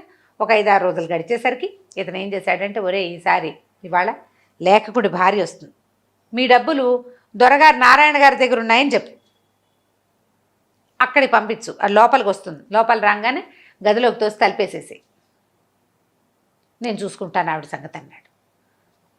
సరే ఏమైంది, ఈవిడ కాస్త వచ్చింది. వచ్చేసరికి అందరికీ డబ్బులు ఇస్తున్నారు. అమ్మ మీకు ఇవ్వాల్సిన డబ్బులు మా అయ్యగారు కొంచెం ఏదో ఎక్కువ వేసి ఇవ్వదలుచుకున్నట్టు లేఖకుడికి అయ్యగారి దగ్గరికి వెళ్ళమంటే రోజు ఆ ఇంట్లోకి వస్తుంది కదా ఆవిడ, అలాగే ఏముంది ఇక్కడ దాకా అలవాటైంది, మొదటి ఇక్కడ కొత్తగా ఉంది, తర్వాత ఏముంది లేని లోపలికి వెళ్ళింది. వెళ్ళేసరికల్లా ఆ వెంబడి పెట్టుకు తీసుకెళ్తున్నవాడు ఆవిడ ఆ గది గుమ్మం దగ్గరికి రాగానే వెంటనే ఆవిడ గదిలోకి ఒక తోపు దోసి వెనక నుంచి తలిపేసేసాడు. వేసేసరికల్లా అది పెద్ద అంతఃపురం, లోపల భాగం చాలా పెద్ద గది, ఒక పడక, దాని నిండా పువ్వులు, అక్కడి నుంచి ఏవో పాలు గీలు పళ్ళు గిళ్ళు అగరత్తులు పొగలు అవి వస్తున్నాయి. ఇది ఏకాంత మందిరం, ఎవ్వరూ లేరు, పెద్ద మందిరం. ఇవిడ నిర్ఘాంతపోయింది. ఆవిడకి తెలియని మందిరాల మహారాజు పుత్రిక, మహారాజు భార్య. ఇక్కడ ఏదో జరగబోతోందని తెలిసి ఇక అటు ఇటు దారి చూస్తే ఒకే తలుపు, ఆ లోపలికి వెళ్ళి ఇంకా తలుపులు లేవు, దానికి కిటికీలు కూడా లేవు. కిటికీలు పై ఎత్తునున్నాయి, చిన్న గవాక్షం, పెద్ద కిటికీగా లేదు, చిన్న ఏమంటారు మరి వెంటిలేటర్ లాంటిది ఉంది, అందులోంచి బయటికి వెళ్ళలేరు. ఆవిడ అటు అటు వెతికింది. తీరా చూస్తే ఒక పెద్ద పెట్టు ఉంది అక్కడ, పెట్టె తెరిచి పెట్టుంది. ఈవిడ అమ్మవారిని ప్రార్థించింది, నేను గనక ఈయన మా సోమదత్త మహారాజు యొక్క కూతుర్నై యజ్ఞశేషంగా పుట్టిన దాన్ని అయితే, పురూరవ చక్రవర్తిని మనసావాచా కర్మణ భార్యగా ఆయన్ని ప్రేమించి ఆరాధించిన దాన్ని అయితే, నా భర్త అశేషమైన పుణ్యాన్ని సంపాదించిన వాడైతే, ఆయన ధర్మపరుడైతే, నేను లోపల దిగి దాక్కుంటున్న ఈ మందసం ఆయన ముట్టుకుంటే తప్పిస్తే తెరుచుకోకూడదు. ఎవరు? భర్త. నా భర్త ముట్టుకుంటేనే ఇది తెరుచుకోవాలి. నేను ఎంతకాలమైనా సరే అన్నపానీయాలు లేకపోయినా, వస్త్రం లేదు, అన్నపానీయం లేదు, మంచినీళ్ళు కూడా లేవు, గాలి కూడా లేని ఈ మందసంలో నా భర్త వచ్చి తలుపు తెరిచేదాకా నేను జీవించి జలసత్వాలతో ఉండాలి ఇందులో, ఇది భగవంతుడి మీద ఆన అని చెప్పి ఆ పెట్టెలోకి దిగేసి లోపల నుంచి పెట్టె లాగేసేసుకుంది, మూతపడిపోయింది. ఆవిడ పెట్టెలో ఉండిపోయింది. ఈ నవకోటి నారాయణ వచ్చాడు లోపలికి, బయట తలుపు గడి తీసుకుని వచ్చాడు. ఏది తలుపు వెనకాల దాక్కుంది, దాని వెనకాల దాక్కుంది, దేని వెనకాల దాక్కోలేదు, ఎక్కడా లేదు, గవాక్షాలు ఏమీ లేవు, అని లేవు కదా, ఎక్కడ బయటకు వెళ్ళదు. ఈయనకి ఏం తట్టింది, ఈ పెట్టెలో కూర్చుందేమో అని డౌట్ వచ్చింది. ఆ పెట్టె తీయటానికి శత విధాలా ప్రయత్నించాడు, రాల పెట్టె. మామూలుగా తను తెరిచి వేసే పెట్టె ఇవాళ ఎందుకు తెరుచుకోవట్లేదో అతనికి అర్థం కాలేదు. అక్కడి నుంచి పనివాళ్ళని పిలిచారు, వాళ్ళు కత్తులు కటార్లు పలుగులు పార్లు పట్టుకొచ్చారు, చిత కొట్టినా ఆ చెక్క పెట్టె తెరవబడల, ఏం చేసినా తెరవబడలేదు. అప్పుడు ఈయనకి స్ట్రైక్ అయింది, ఒకవేళ లేఖకుడు అని పేరుతోటి ఇక్కడ ఉన్నవాడు సామాన్యుడు కాడేమో, అతని భార్య ఆవిడ సామాన్యురాలు కాదేమో, ఆమె కానీ ఇందులోకి వచ్చేసిందా, ఏ ప్రయత్నం చేత ఇది తెరవబట్టలేదు అంటే ఏం శక్తి ఉందో వీళ్ళకి. ఇప్పుడు ఎవరికైనా తెలిస్తే మన నవకోటి నారాయణత్వం పోతుంది. ఏం చేశాడు, ఒరే దీన్ని ఏదైనా పోసి తగలబెట్టేయండి రా అన్నాడు. ఆ పెట్టెని ఆమెను కాల్ చేస్తే కనీసం ఈ అపప్రథ ఆమె ఎక్కడ పోయిందో నాకు తెలియదు అని చెప్పేసేయచ్చు. అయితే వాళ్ళు ఏం చేశారు, ఒక్క క్షణం యువతలకు వచ్చాక అన్నాడు, ఇల్లంతా తగలబెట్టేయండి, మొత్తం తగలబడిపోయింది, ఆమె లోపలికి వచ్చింది తగలబడిపోయింది అని చెప్పచ్చు అన్నాడు. అనేసరికల్లా వీళ్ళు ఏం చేశారు, మొత్తం ఇల్లు నూనె పోసి అంటించేసరికల్లా అది ఆ పక్కనున్న ఇంకో కట్టడం అన్నీ అంటుకుపోయినాయి. కూలీలు కూడా ఆర్పడానికి ట్రై చేశారు, అంతా భగమని మండిపోతుంది, చేయగలిగి కావాల్సింది మంట పెడితే కావాలని పెట్టిన మంట ఎట్లా ఆరుతుంది, ఏదో అనుకోకుండా మండింది అనుకో ఓ పక్కన అంటుకుంటుంది, ఆ కాస్త నీళ్ళు చల్లితే సరిపోతుంది. వీళ్ళు అన్ని పక్కల నూనె పోసి అంటించినప్పుడు అది పరశురామ ప్రీతి అయిపోయింది, అగ్నిహోత్ర ప్రీతి, అది మొత్తం కాలిపోయింది. కానీ ఆ పెట్టె మాత్రం చెక్కు చెదరల. ఆమె ఎట్లాంటి ఇది పెట్టింది, ఒట్టు పెట్టింది, ఆవిడేమో యజ్ఞశేషంగా పుట్టింది, భర్త ఏమో చక్రవర్తి, ఆయన ధర్మాత్ముడు, నీతిపరుడు, దైవానికి ప్రబలమైన శక్తి, బలమైనది దైవమేనని మనసావాచ నమ్మినవాడు. దానికి తలొగ్గే కదా ఇట్లా రోడ్డు మీద ఉన్నాడు ఇప్పుడు పెళ్ళాం పిల్లలతో. తగలబళ్ళ ఏమనుకున్నాడు, దీన్ని సముద్రంలో పారేద్దాం అనుకున్నాడు. ఈ లోపల ఈ ఉన్న హడావిడిలో భార్య ఎక్కడికి వెళ్ళిందో ఆయన చూసుకోలే. కొద్దిగా ఒళ్ళు తెలిసి ఈ హడావిడంతా సద్దుమింటిది, జయప్రదేది లేదు. ఆవిడ భవనంలోకి వెళ్ళింది, ఆ భవనం మంటల్లో భార్య కాలిపోయింది అనుకున్నాడు ఆయన. అందరూ అదే అన్నారు, ఆమె లోపలికి వెళ్ళింది, కొంతమంది కూలీలు కూడా తగలబడిపోయారు, ఆవిడ కూడా అలాగే అయిపోయింది అనుకున్నారు. వీడు ఈ పెట్టెని సముద్రంలో పారేద్దామని మేఘాల మీద ప్రయాణం పెట్టేసుకున్నాడు. సముద్రం వీళ్ళకి దగ్గరలో ఏం లేదు, ఈ పెట్టెని మోయించుకుని తీసుకెళ్ళాలి, నేను ఈ ఇల్లు కాలిపోయింది, నా మనసంతా చెదిరిపోయింది, నేను ద్వీపాంతరవాసానికి వెళ్తున్నాను అని చెప్పి కూలీలకు చెప్పాడు, మీ దారిని మీరు పని చేసుకోండి చేసుకోమంటే మరి వీళ్ళ దారిని వీళ్ళు ఉంటారు. తన సామాన్లు ఇక్కడ తగలబడిపోయినా ఇంకా ఉన్నాయి ఇళ్ళు వాకిళ్ళు, ఆ సామాన్లతో పాటు ఈ మందసాన్ని కూడా మోయించుకుని తీసుకెళ్ళాడు. ఈ లోపల కూర్చున్న జయప్రదాదేవికి ఏమీ ఇబ్బంది లేదు, స్థిమితంగా కూర్చున్నది. వాళ్ళు కొడుతున్నది తెలుస్తూనే ఉంది, ఏమీ తెరవబడలా, కాలింది తెలుస్తూనే ఉంది, ఇది వెచ్చగా గోరువెచ్చగా కూడా వాళ్ళ పెట్టే అంత మంటల్లో కూడా. ఇప్పుడు ఈవిడికి తన సముద్రంలో పడేయడానికి తీసుకెళ్తున్నాడు అనే విషయం తెలిసిపోయి సముద్రం మీదకి ఎక్కించి దాని మీద అంటే నావ మీదకి ఎక్కించి సముద్రం మీద తోసే సమయానికి చెప్పింది నవకోటి నారాయణ, ఎందుకు వృధాగా ఈ ప్రయత్నం చేస్తావు, నా భర్త ముట్టుకుంటే కానీ ఇది తెరవబడదు, నువ్వు ఏ ప్రయత్నం చేసినా సరే ఈ పాపని నిన్ను విడిచిపెట్టదు, నువ్వు పగలగొట్టావు, కొట్టలేకపోయావు, కాల్చావు, తగలబెట్టలేకపోయావు, సముద్రంలోకి పడేసినా నీది నీ వెనకాలే ఉంటుంది, నీ చేసింది నిన్ను వదిలిపెట్టదు, ఈ వృధా ప్రయత్నం మానుకోమని చెప్పింది లోపల నుంచి. ఆమె కంఠము లోపల నుంచి వినపడుతున్న గాజులు గలగల తెలిసేసరికల్లా ఈయన ఏం చేశాడు, ఇంకేం చేస్తాడు, సముద్రంలో పడేయకుండా వెనక్కి తీసుకొచ్చి తను ఉంటున్న ఒక ద్వీపం దగ్గర ఒక చెట్టు కింద ఆ మందసాన్ని ఉంచేశాడు. ఎప్పటికి తెరవబడితే అప్పటికి తెరవబడుతుంది. ఆమె ఎట్లా జీవించిందో కూడా ఇతనికి అర్థం కాల. ఈవిడ తన తాలూకు గొప్పతనం చెప్పాల, 7 సంవత్సరాల వరకు ఈ పెట్టె తెరవబడదు, 7 ఏళ్ల వరకు నేను ఇందులో జీవించే ఉంటాను, శని 7 ఏళ్ళు, 7 సంవత్సరాల ఒక వ్రతం ఇది, నా భర్తే వచ్చి నన్ను బయటికి తీసుకొస్తాడు, నువ్వు ఇందులో పడేసి కూడా ప్రయోజనం లేదని చెప్పేసరికి 7 ఏళ్ల పాటు ఈ మందసాన్ని రక్షించే బాధ్యత అతందే. ఇంకా మరి ఈ అమ్మాయి ఇందులో ప్రవేశించడానికి తనే కారణమయ్యాడు. అందుకని ఆ మందసాన్ని తీసుకెళ్ళి ఓ చెట్టు కింద పెట్టించాడు. అది గాలి వాన ఏమొచ్చినా సరే అదేమీ కదలదు, ఆ లోపల ఉన్నవాడే స్థిమితంగా కూర్చుని ఉంటుంది. సరే అక్కడే ఒక భవంతి నిర్మించుకుని దానికి దగ్గరలోనే అక్కడ ఉండిపోయాడు, ఆ పెట్టెని కాపాడుకుంటూ. ఇక్కడ ఈయన భార్య లేదని తెలిసింది. సరే ఏం చేస్తాడు, పిల్లల్ని తీసుకుని ఇంకో చోటికి ప్రయాణం అయ్యాడు. ఆయన శనీశ్వరుడికి ఇష్టం లేదు ఈయన సంగతి చూడాలి, ఇంకా కష్టపెట్టాలి. ఆ అమ్మాయి వెళ్ళిపోయింది, ఇప్పుడు ఇతను పిల్లలతోటి ఉంటాడు, ఆ పిల్లల నుంచి సెపరేట్ చేయాలి. సరే ఏం చేశాడు, 2 పిల్లల్ని ఎత్తుకుని, పిల్లలిద్దరూ అమ్మ కోసం ఏడుస్తున్నారు, మరి చిన్న పిల్లలు కదా. సరే ఇంకేం చేస్తాడు, తల్లి కోసం బెంగపెట్టుకుని ఏడుస్తున్నారు, అక్కడే ఉంటే ఇంకా తల్లి గుర్తొచ్చి బాధపడతారు. అందుకని ఏమనుకున్నాడు, వేరే చోటకు వెళ్దామని ఒక నది దాటి ఇంకో వైపుకి వెళ్దాం అనుకున్నాడు.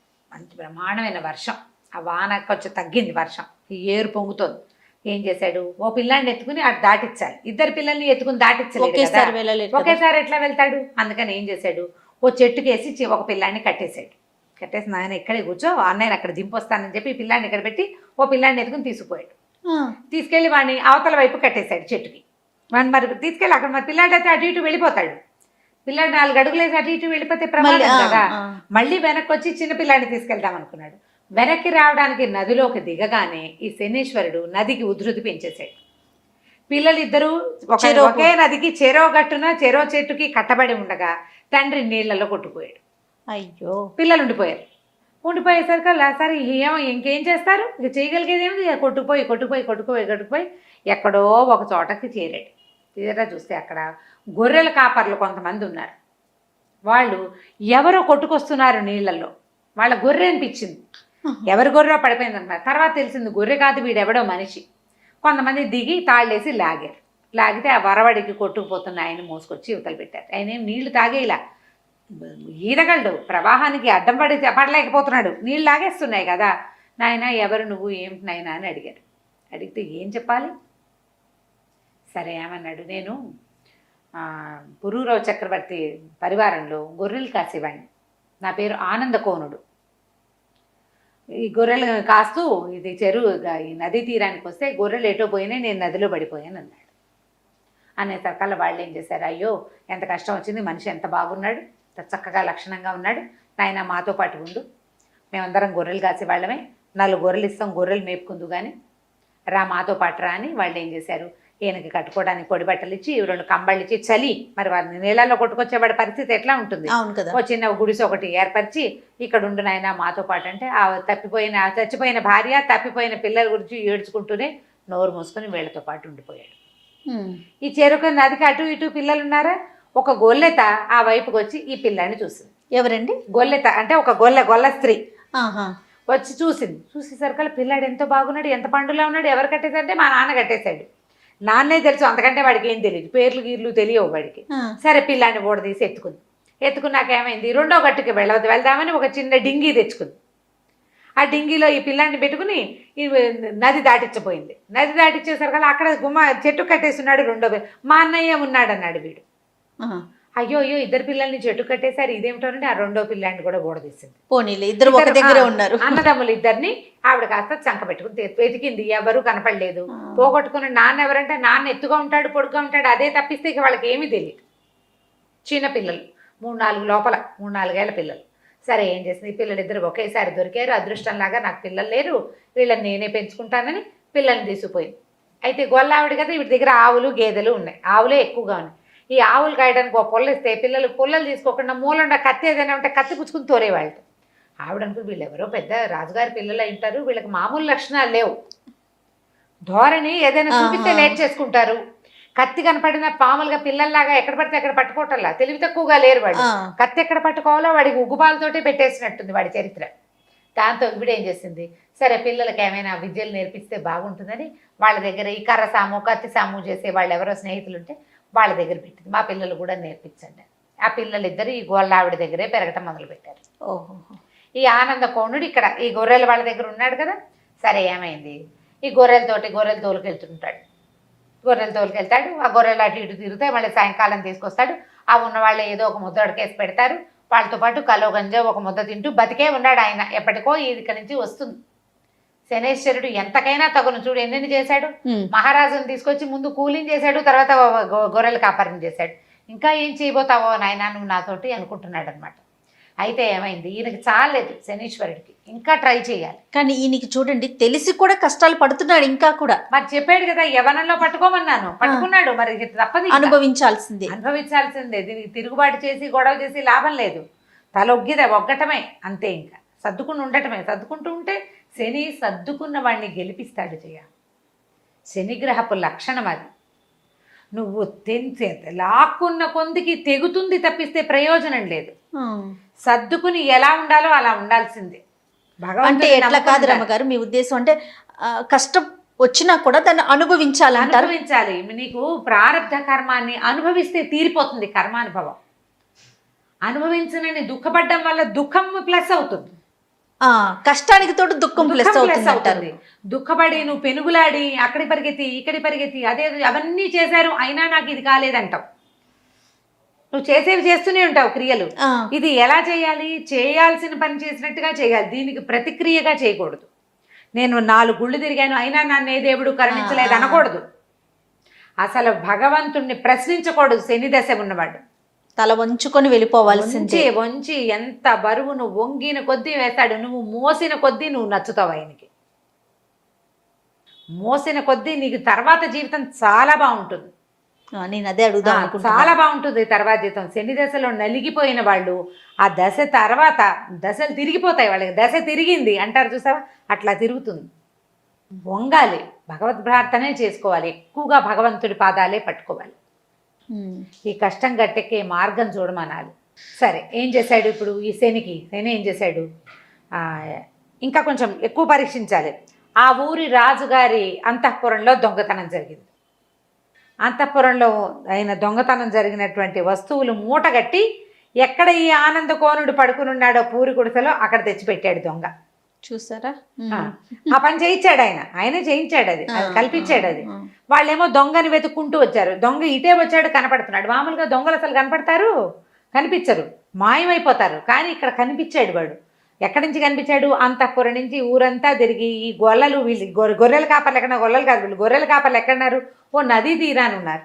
అక్కడికి ఆ నది కొంచెం ఊరికి దూరంగా ఉంది. అక్కడ దాకా లాక్కొచ్చాడు ఆ దొంగ వీళ్ళని, సైనికుల్ని. ఈ గదిలోకి వెళ్ళి అతన్ని దాంట్లో పడేసేసి వెళ్ళిపోయాడు. ఆ దొంగ కూడా సమున్నతాకారుడు. ఇక్కడ పడుకున్న ఆనందకోణుడు సమున్నతాకారుడే. మరి గమ్ముకొని దూరం నుంచి చూస్తే ఓ పొడుగాటి మనిషి చేతులు ఊపిస్తూ పరిగెడుతున్నాడు. పొడుగాటి చేతులు, ఇంత పొడుగువాడు, ఎత్తు, వాడికి మీసాలు ఉన్నాయి, గడ్డాలు ఉన్నాయి, జుట్టు ఉంది. అవే కనపడతాయి చీకట్లో. అంతకంటే ఏం కనిపిస్తాయి? ముక్కు మూతి కనపడవు కదా, ఒడ్డు పొడుగు కనపడతాయి. ఒడ్డు పొడుగు కనపడుతోంది. వీళ్ళంతా వెతుక్కుంటూ ఇక్కడికి వచ్చారు. ఈ పాకలోకే ప్రవేశించాడన్నారు. ఆ పాకలో ఆనందకోణుడు నిద్రపోతున్నాడు. ఆయన పక్కన మూట పెట్టుంది. ఏ దొంగ అయినా మూట పక్కన పెట్టు పడుకుంటాడు. ఆ పాయింట్ వాళ్ళు పట్టుకోలేదు. ఈయన పట్టేశారు. అందరూ అతనికి ఏమనుకున్నాడంటే, ఈ గొర్రెల వాళ్ళంతా ఇతన్ని గౌరవించేవాళ్ళు. ఇతని ముఖవర్చస్సు, అతని పద్ధతికి వాళ్ళెవ్వరూ ఏమీ అనేవాళ్ళు కాదు. చాలా ప్రీతి నేర్పేవాళ్ళు. ఆ ప్రీతిని చెడగొట్టాలి. ఆ శని దశలో అట్లాగే చీత్కారాలు వస్తాయి బంధువుల నుంచి కూడా. పాపం బంధువులు, స్నేహితులు ఎవ్వరూ దగ్గరికి రానివారు. అందరితోటి విరోధం వస్తుంది. అందరూ దూరం పెడతారు. ప్రతి వాళ్ళ చీత్కారము పడాల్సి వస్తుంది. ఈయనకు అట్లా వచ్చింది పాపం. ఈ గొర్రెల వాళ్ళు ఆశ్చర్యపోయి, ఇదేంటి మంచివాడు అనుకున్నావు, ఈయన దొంగ, నిశ్శబ్దంగా ఉంటున్నాడు, ఈ పని చేశాడా అన్నారు.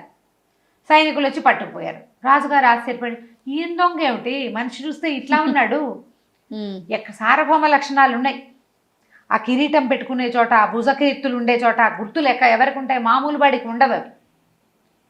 మణుల ఒరిపిడి ఉన్న గుర్తు వేరు. ఈయన అట్లా కనపడుతున్నాడు. మనిషి చూస్తే మంచి కళైన మొహం, మంచి వర్చస్సు, మాట గంభీరం. ఇది ఎట్లా ఉందంటే ఉరుగుతున్నట్టుగా ఉంది, మేఘదగా గంభీరంగా ఉంది కంఠస్వరం కూడా. ఈయన ఎందుకు దొంగ అవుతాడు అని ఆశ్చర్యపోయారు. రాజుగారు డైరెక్ట్గా అడిగాడు, అయ్యా తమరే దొంగతనం చేశారా అంటే, ఇప్పుడు ఏం చేస్తాను నేను కాదన్నా ప్రయోజనం లేదు. మరి వస్తువు దొంగ ఒకచోటే దొరికినప్పుడు ఇంకా నేను చెప్పుకునేదేముంది, మీరు ఏం చేస్తే అది చెయ్యండి అన్నాడు. దానికి కూడా వడంబడిపోయాడు. ఇక అంతే దీపవాలని. రాజుకి మనసు ఒప్పలేదు, ఏం చేయాలో తెలియట్లేదు. సరే, మిగిలిన వాళ్ళని న్యాయాధికారులను అడిగారు. ఏం చేయాలంటే, దొంగ చేస్తానని చేసిన వస్తువుతో పట్టుపడితే ఎడం కాలు ఎడం చెయ్యి కొట్టేయాలి. కాలు చెయ్యి కొట్టేశారు. అయ్యయ్యో. ఎడమ కాలు ఎడమ చెయ్యి కొట్టేసి అది ఎక్కడ వధ్యస్థానానికి తీసుకెళ్ళి అక్కడ ఎడం కాలు ఎడం చెయ్యి తీసేశారు. ఒక కాలు చేతితోటి అక్కడ పడున్నాడు ఆయన. పురూరవ చక్రవర్తి, అంత గొప్ప చక్రవర్తి. పడిపోయాడు. చెయ్యి కాలు కదలవు. ఆహారం ఎట్లా వస్తుంది? ఏ పని చేయకుండా ఈయనకి ఎక్కడి నుంచి వస్తుంది? ఈ ఊరు తంది కాదు, ఇక్కడ ఎవరుంటారు? ఇక భగవత్ ప్రార్థన చేసుకోవటం మొదలుపెట్టాడు ఆయన. ప్రార్థన చేసి చేసి క్రమంగా ఆయనకి బుద్ధి ఎక్కడ వెలుగు వచ్చింది? సరస్వతీదేవి మీదకి వెళ్ళింది. ఇతను సరస్వతి తీరంలోనే తపస్సు చేశాడు ఊర్వశి కోసం. రెండు సార్లు సరస్వతీదేవిని ప్రార్థించాడు. ఆవిడ ప్రత్యక్షమైంది. ఎట్లా వచ్చిందంటే, ముక్కు లేని ఆడదానిగా వచ్చింది. ముక్కు లేదు సరస్వతికి. ముక్కు కోయబడిన స్త్రీలాగా కనపడింది. ఒక పాత గుడ్డ కట్టుకుని, ఓ నిమ్మకాయ, ఓ నూనె గిన్నె, ఓ చిన్న తెల్లటి గుడ్డ పుచ్చుకుని, ఒక పాత వాడిన చీరతోటి ముక్కు లేని ఒక స్త్రీలాగా కనిపిస్తే ఎవరో అనుకోవాలి. కానీ ఈయన గుర్తుపట్టాడు ఈవిడ సరస్వతిని. అమ్మ వచ్చావా జగజన్ని, నన్ను కరుణించడానికి అన్నాడు. అనేసరికల్లా ఆవిడ, నువ్వు నన్ను గుర్తుపట్టావు, చూసావా నాయన, ఎంత వాడికైనా తప్పదు. నాకైనా నా కర్మానుభవం వల్ల, నేను చేయకూడని కొన్ని పనులు చేయటం వల్ల ప్రతివాడికి నన్ను దానం ఇస్తారు. ఏం చేస్తారు? ఒక కవి రాసేస్తాడు కవిత్వం, రాసేసి ఎవడికో ఈ కృతికర్త ఈ కృతిని ఈ కావ్యకని నేను ఎవడికో దానం చేస్తా. ఆ దౌర్భాగ్యుడి హస్తస్పర్శ వల్ల నా ముక్కు ఊడిపోయిందిరా నాయన. ఈ ముక్కుడిగా నీకు కనపడ్డా నువ్వు గుర్తుపట్టావు, నీ తాలూకు భాగ్యవశమే ఇది. సహించుకుని ఉంటున్నావు, సహించుకుని ఉండాలి. అమ్మ ఈ పరిస్థితి మారుతున్నాడు, తప్పకుండా మారుతుంది, మారక తప్పదు. ఈ కొద్ది నాళ్ళు ఇలాగే ఓపికగా ఉండు. ఓపికగా ఉంటే నీ కాళ్ళు చేతులు నీకు వస్తాయి, నీ భార్య సజీవురాలుగానే ఉంది, నీ కుమారులు నీ దగ్గర చేరుతారు. ఇదే కాదు, నీ రాజ్యం కూడా నీకు వస్తుంది. నీకు కావాల్సిందల్లా ఓపిక, సహనం. శనిని భరించటానికి ఓపిక కావాలి.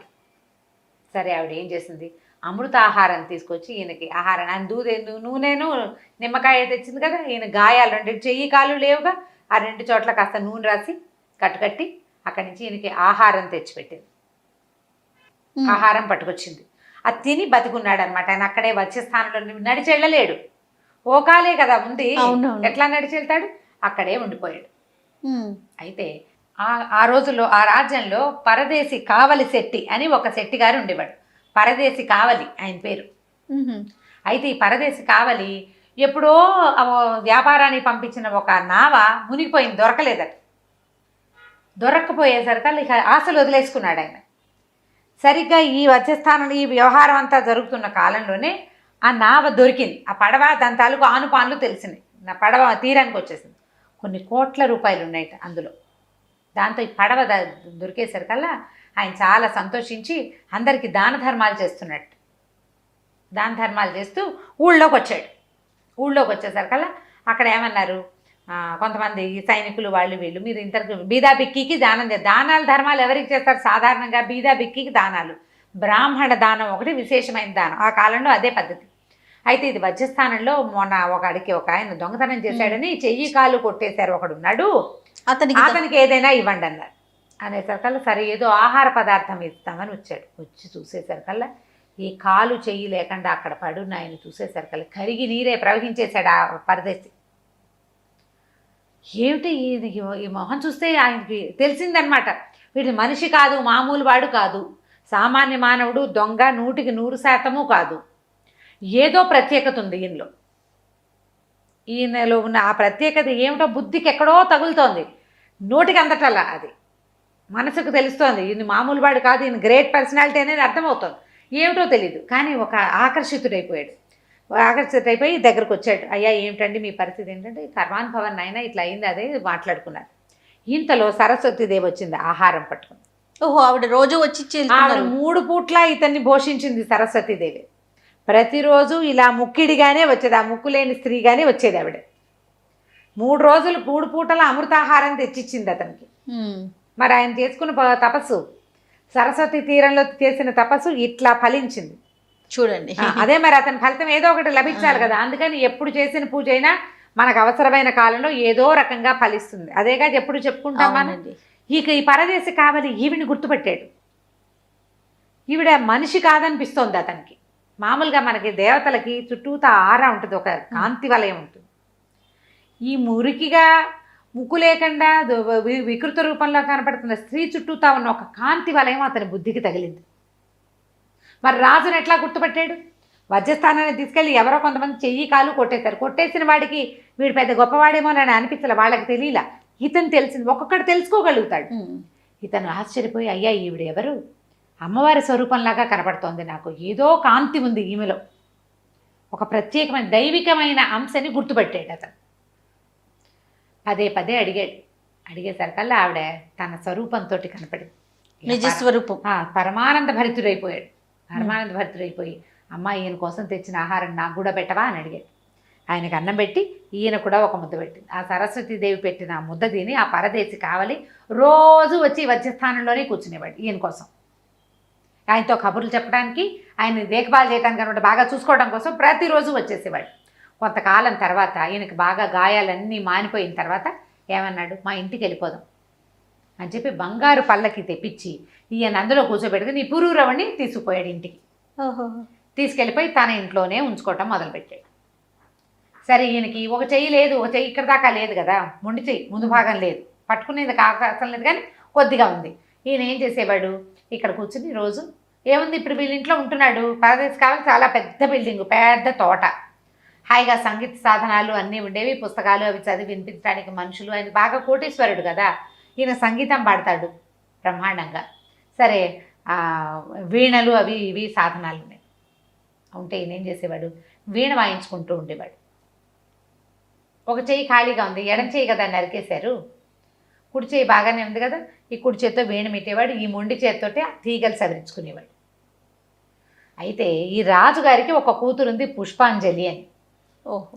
ఆ పిల్ల మహా గొప్పగా సంగీతం పాడుతుంది, మామూలు వీణ కాదు, బ్రహ్మాండంగా వాయిస్తుంది, చాలా బాగా పాడుతుంది. ఆ అమ్మాయికి ఏమిటంటే తనని సంగీతంలో జయించేవాడిని పెళ్లి చేసుకోవాలని కోరిక.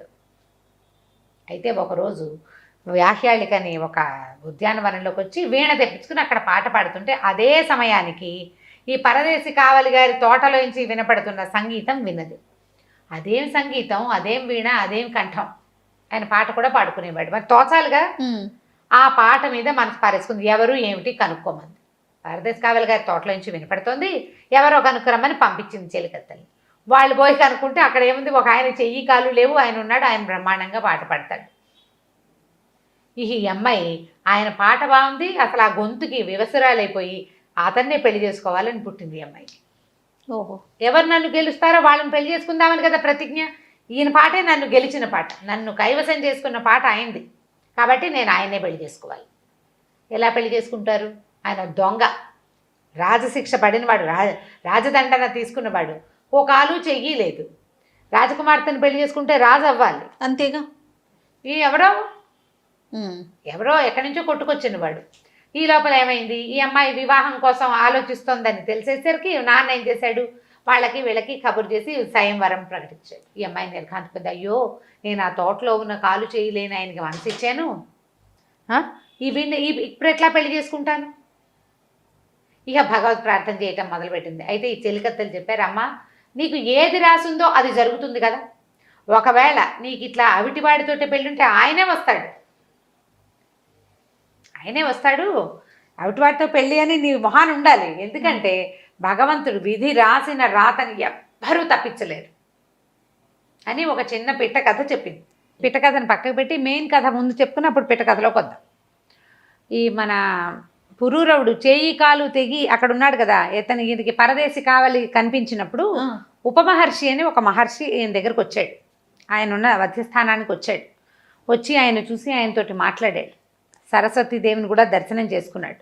అయ్యా, నువ్వు మహత్తరమైన దైవబలం ఉంది నీకు, ఈ సమస్య కొంతకాలంలో తీరిపోతుంది, నీ సంతానం ఉన్నారో నీ భార్య ఎక్కడుందో వాళ్ళని కూడా నువ్వు అనతికాలంలోనే కలుసుకుంటావు, ఏ ఓపికతో ఇంతకాలం గడిపావు అదే ఓపికతోటి ఈ కాలాన్ని కూడా గడపమని చెప్పాడు. చెప్పిన ఈ ఉపమహర్షి ఆయన అలా నదులు సముద్రాలు చెరువులు అని దాటుకుంటూ అట్లా తిరుగుతూ ఉంటారు కదా మహర్షులు, భూసంచారం చేస్తూ ఎక్కడైతే ఈ గొల్లెతకి దొరికారే ఇద్దరు మగపిల్లలు ఆ ప్రాంతానికి వెళ్ళాడు. వెళ్ళి అక్కడ ఈ ఆటలాడుతున్న కర్రసాము చేస్తున్న పిల్లల్ని చూశాడు. ఆయన చూసేసరికి ఈ గొల్లెత ఏం చేసింది, ఆవిడ ఈయన దగ్గరకు వచ్చి, అయ్యా మీరు మహానుభావులాగా ఉన్నారు, నాకు ఇద్దరు పిల్లలు దొరికారు, మగబిడ్డలు, ఒక చెరువుకి ఒక నదికి అవతల ఒడ్డున ఒక పిల్లాడు యువతల ఒడ్డున ఒక పిల్లాడు కట్టబడి ఉన్న పిల్లల్ని తీసుకొచ్చి పెంచుకున్నాను, నా దగ్గర శక్తియుక్తులకి వంచన లేకుండా పనిచేస్తా, పిల్లలకి వీరోచితమైన విద్యలు నేర్పించండి అని అడిగింది. అప్పుడు ఆయన ఏం చెప్పాడంటే, అమ్మ ఈ పిల్లలు సామాన్యమైన వాళ్ళు కాదు, వీళ్ళు సామ్రాట్టు యొక్క సంతానం, భవిష్యత్తు రాజులు కాగలిగే వాళ్ళు, తప్పకుండా వీళ్ళకి ఉపనయనాది ఇవి చేయాలి, జాతకర్మలు అవి సరిగ్గా జరగాలి. ముందు పేర్లు అవి తండ్రులు పెట్టుకున్నారు తల్లిదండ్రి, ఇప్పుడు చేయవలసిన క్రియలు సరిగ్గా చేసి విద్యాభ్యాసం సరిగ్గా చేయించాలి అని చెప్పాడు. చెప్తే ఏం చేసింది, ఆ వల్ల ఆవిడ తన సంపాదన అంతా ఊడ్చి పట్టుకొచ్చి ఈయన చేతిలో పెట్టింది. ఆయన చక్కటి యజ్ఞం చేసి పిల్లలిద్దరికీ ఉపనయనం చేశాడు. చేసిన తర్వాత వాళ్ళకి విద్యాభ్యాసం మొదలుపెట్టి ఎన్ని రకాలో విద్యలు నేర్పించాడు పిల్లలకి.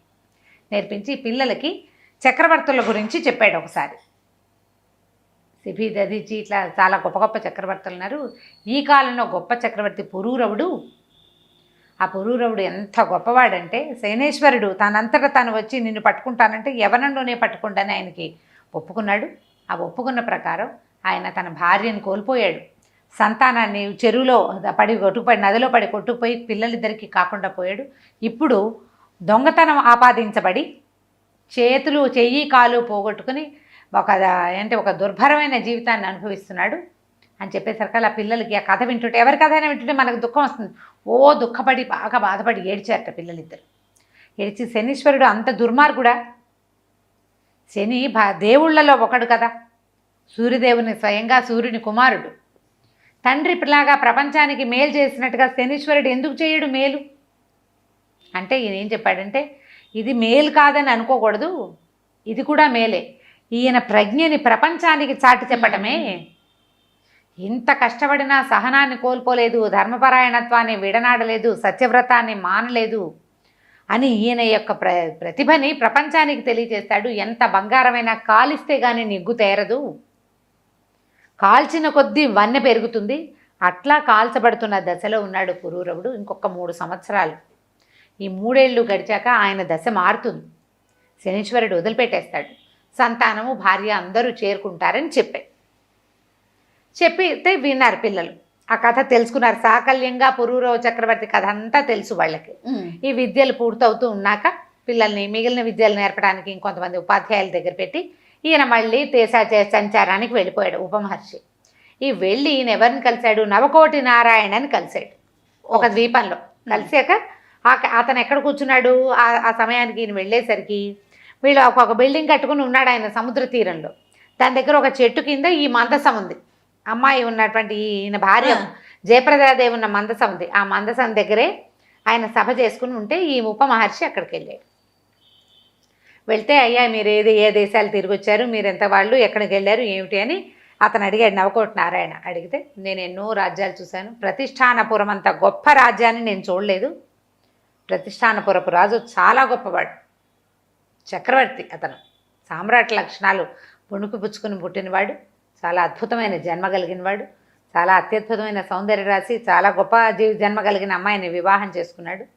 ఇప్పుడు ఇలాంటి కష్టాల్లో ఉన్నాడు అని ఈ కథ అంతా అతను భార్యని ఎలా పోగొట్టుకున్నాడు. మంటల్లో కాలిపోయింది భార్య, నీళ్ళ దగ్గర తప్పిపోయాడు అతను, పిల్లల్ని అక్కడ వదిలిపెట్టేశాడు. ఆ పిల్లలు ఒక గొల్ల స్త్రీ దగ్గర పెరుగుతున్నారు. ఇప్పుడు చెయ్యి కాలు కొట్టబడి ఇట్లా దుర్భరమైన వేదాన్ని అనుభవిస్తున్నారంటే అవంతా కూడా ఈ పెట్టెలో ఉంది కదా, ఈవిడ లోపల కూర్చుంది జయప్రదాదేవి. ఇదంతా విని, అయ్యో నా భర్తకి ఎన్ని కష్టాలు వచ్చినాయి, ఎంత దుఃఖాన్ని అనుభవిస్తున్నాడని చాలా దుఃఖపడింది. కథ అంతా తెలుసుకుంది. తన పిల్లలు ఎక్కడున్నారో ఆవిడకి తెలిసిపోయింది, భర్త ఏ స్థితిలో ఉన్నాడో కూడా తెలిసిపోయింది. అప్పుడు ఈ నారాయణ ఈ తప్పిదంలో తనకి భాగం ఉంది. అతనే కదా మరి ఈవిడ్ని మందసంలో ఆవిడ ఎట్లా వెళ్ళిపోయింది, ఇతడి వల్లే వెళ్ళింది. అయితే అప్పుడు తన తెలుసుకున్నాడనమాట, శనీశ్వరుని యొక్క ప్రేరేపణ వల్లే నాకు అలాంటి బుద్ధి పుట్టింది. అంతకుముందు అతను స్త్రీలోలుడు కాదు, నవకోటి నారాయణ మంచివాడే. ఆ రోజున అతనికి ఆ బుద్ధి పుట్టించాడు శని అని అతను కూడా అప్పటికే అతనికి తన పశ్చాత్తాపడుతున్నాడు. తెలిసిందనమాట ఆవిడెవరో కాదు, సాక్షాత్తు పురూరవ చక్రవర్తి భార్య అని తెలుసుకున్నాడు. ఒక లేఖకుడుగా నా దగ్గర పనిచేసే చక్రవర్తి చేత పనిచేయించుకున్నానని చాలా బాధపడ్డాడు. ఇక తర్వాత ఈ పిట్ట కథ దగ్గరకు వద్దాం. ఇక్కడ ఇలా జరుగుతోంది. ఇక్కడ ఏమైంది, వీళ్ళు ఈ రాజుగారేమో పుష్పాంజలి తండ్రి విశాల నగరం అది, ఆ నగరంలో ఏం చేశారు వాళ్ళు, స్వయంవరం చాటించారు. స్వయంవరానికి అందరూ వచ్చేసారు. రాజకుమార్తెకి స్వయంవరం అని మనం కూడా వెళ్ళి చూద్దామని ఈయనకి ఫ్రెండ్ ఉన్నాడు కదా పరదేశి కావలి, అతను ఏం చేశాడంటే ఈయనకి చెప్పాడు పురూరవ చక్రవర్తికి, అయ్యా రాజుగారు అమ్మాయికి స్వయంవరంట, మనం కూడా వెళ్ళి ప్రేక్షకుల్లో కూర్చొని చూడొచ్చు అని చెప్పి ఆయన బయలుదేరి తీసేశారు కదా. సరే ఏం చేశారు, ఇద్దరు కలిసి ఆయనకి ఓ బంగారు పల్లకి పెట్టించి ఆయన తీసుకొచ్చాడు. ప్రేక్షకుల్లో ఓ పక్కన కూర్చుని ఉన్నారు వీళ్ళు. ఈ స్వయంవరానికి ఇంతమంది జనం వచ్చేసారి. ఈ పెళ్లి కూతురు బెంగ పెట్టేసుకుంది, అయ్యో నా వివాహం ఎట్లా అవుతుంది అని. ఆ అమ్మాయి ఏం చేసింది, స్వయంవరం సాటిస్తున్నాడు తండ్రి అనగానే ఒక జ్యోతిష్కుని పిలిచి అడిగింది, ఏం జరుగుతుంది, నేను ఒకళ్ళని వివాహం చేసుకోవాలనుకుంటున్నా, ఇప్పుడు నా పరిస్థితి ఏంటంటే ఆయన ఏం చెప్పాడంటే, అమ్మ నీ జాతకంలో ఒక ప్రత్యేకమైన విషయం ఉంది, ఎవరి సంగీతం వింటే నీ మెళ్ళలో ఉన్న ముత్యాల హారంలో ఒక పచ్చల పథకం ఉంది కదా, ఆ పచ్చ కరిగింది, అతడితో నీ పెళ్ళవుతుంది. నీ అంతఃపురంలో ఎండిపోయిన ఒక చెట్టు చిగిర్చింది, ఎవరి సంగీతం వల్ల చిగిరిచిందో వాడితోటే నీ పెళ్ళవుతుంది అని చెప్పాడు. ఇప్పుడు మెళ్ళో ఒక పద్మరాగమణి, పచ్చ అంటారు కానీ పచ్చ కాదు, ఒక పద్మరాగమణి ఉంది, ముత్యాల దండ, ఒక ఎర్రటి ఉంటుంది, అది కరిగిపోయిందట రాయి ఆయన సంగీతం విని. అంత అద్భుతమైన సంగీతం, అలాంటి వీణ అనమాట అది. ఆ చెట్లు, ఎండిపోయిన చెట్లు కూడా చిగిర్చినాయి. ఈవిడికి ఆశగానే ఉంది, జ్యోతిష్కుడు చెప్పాడు, కానీ ఇంతమంది వస్తే వీళ్ళలో పెళ్లి కొడుకేడి, తనకు కావాల్సిన వాడు ఉండడు, అసలు చూడలేదు. ఆయన ఇది కాదు, ఆయన రాజు కాదు, అతన్ని పిలవరు వీళ్ళు, ఎట్లా స్వయంవర మండపంలో నాకు అతనితో పెళ్ళవుతుంది అని దిగులు పెట్టుకుంది. అప్పుడు చెలికథ ఏం చెప్పిందంటే, ఒక పెట్ట కథ చెప్తాను. బ్రహ్మదేవుడి ఆ రాత గనక ఉంటే దాన్ని తప్పించగలిగేవాడే లేడు. పూర్వం ఇదే విశాల నగరంలో ఓ రాజుగారు ఉండేవారు. ఆయనకు పిల్లలు కలగల చాన్నాళ్ళు. భార్య ఆయన ఎంతో తపస్సు చేస్తే పరమేశ్వర వరప్రసాదంగా ఓ కూతురు పుట్టింది. పిల్ల కొంచెం పెద్దదయ్యాక రాజుగారు రాణిగారు ఇద్దరు పెళ్లికి సంకల్పించారు. రాణిగారేమో తన మేనల్లుడికి ఇవ్వాలనుకుంది, రాజుగారు తన మేనల్లుడికి ఇవ్వాలనుకున్నారు. ఏం చేశారు, రాజుగారి మేనల్లుడు పెళ్లికి తరలొచ్చేశాడు, రాణిగారి మేనల్లుడు తరలొచ్చేశాడు. ఈ పిల్లని ఎవరు ఇచ్చి పెళ్లి చేస్తారు? ఇంతలో దేవతలంతా ఆకాశంలో చేరి చూస్తున్నారు. బ్రహ్మదేవుని అడిగారు, అయ్యా వీళ్ళిద్దరిలో ఎవరితో పెళ్ళి అవుతుంది తాత అని అడిగారు. తాత ఏం చెప్పాడంటే, వీళ్ళిద్దరితోటి అవదరా, వీడికి ఈ పిల్లకి హిమాలయాల్లో ఒక కుష్ఠరోగి ఉన్నాడు, వాడితో పెళ్ళి అవుతుంది అన్నాడు. అనేసరికి ఇదేమిటి, పెళ్లి కొడుకులు ఇద్దరు సిద్ధంగా ఉంటే వాడెవరితోటో పెళ్ళి అవుతుందంటాడు తాత. ఈ రాచకన్యకి కుష్టివాడితో పెళ్ళేమిటి, పైగా వీళ్ళు ఉన్నది ఎక్కడ, హిమాలయాలు ఎక్కడ ఉన్నాయి, ఇక్కడి నుంచి అక్కడికి ఎట్లా వెళ్తుంది, పోనీ వాడెట్లా వస్తాడు, కుష్టి వ్యాధి అంటే వాడు నడవలేడు తిరగలేడు, సభ్య సమాజంలోకి వచ్చేవాళ్ళు కాదు, తాత భలే చేస్తున్నాడు అని అనుకుని, సరే ఏం చేశారు, ఈ కుష్టి వ్యాధిగ్రస్తుడు ఒకడు ఉన్నాడు కదా హిమాలయాల్లో ఉన్నాడు, వాడిని అక్కడి నుంచి తీసుకెళ్ళి గరుకుమంతుడికి చెప్పారట.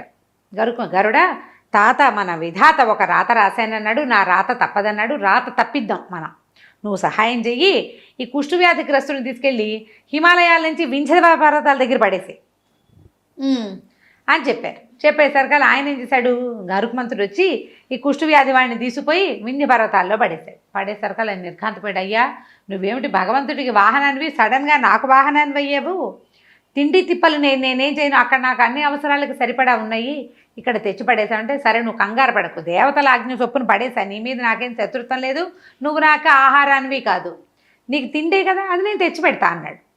సరే ఇంతలో ఏమైంది, ఇక్కడ ఈ రాజకన్య దగ్గర రాజుగారి మేనల్లుడు పెళ్ళికి తరలిచ్చేసాడు, రాణిగారి మేనల్లుడు కూడా వచ్చాడు. రాణిగారి ఏం చేసింది, రాణిగారు పోసే అమ్మాయి, ఓ మీ నాన్న నాకు ఇష్టం లేని సంబంధాన్ని కుదిర్చాడు, నువ్వు ఓ పని చెయ్యి అని ఓ పెట్టే, అందులో ఆహార పదార్థాలన్నీ నింపింది, ఆహార పదార్థాలు పెట్టే, నువ్వు కూర్చోవడానికి స్థలం ఉంది, ఇందులో కూర్చున్నాక నిన్ను వేరే చోటకి పంపిస్తా, తలుపు తీయగానే కనపడ్డవాడికి తండేసే వాడే నీ మొగుడని చెప్పింది.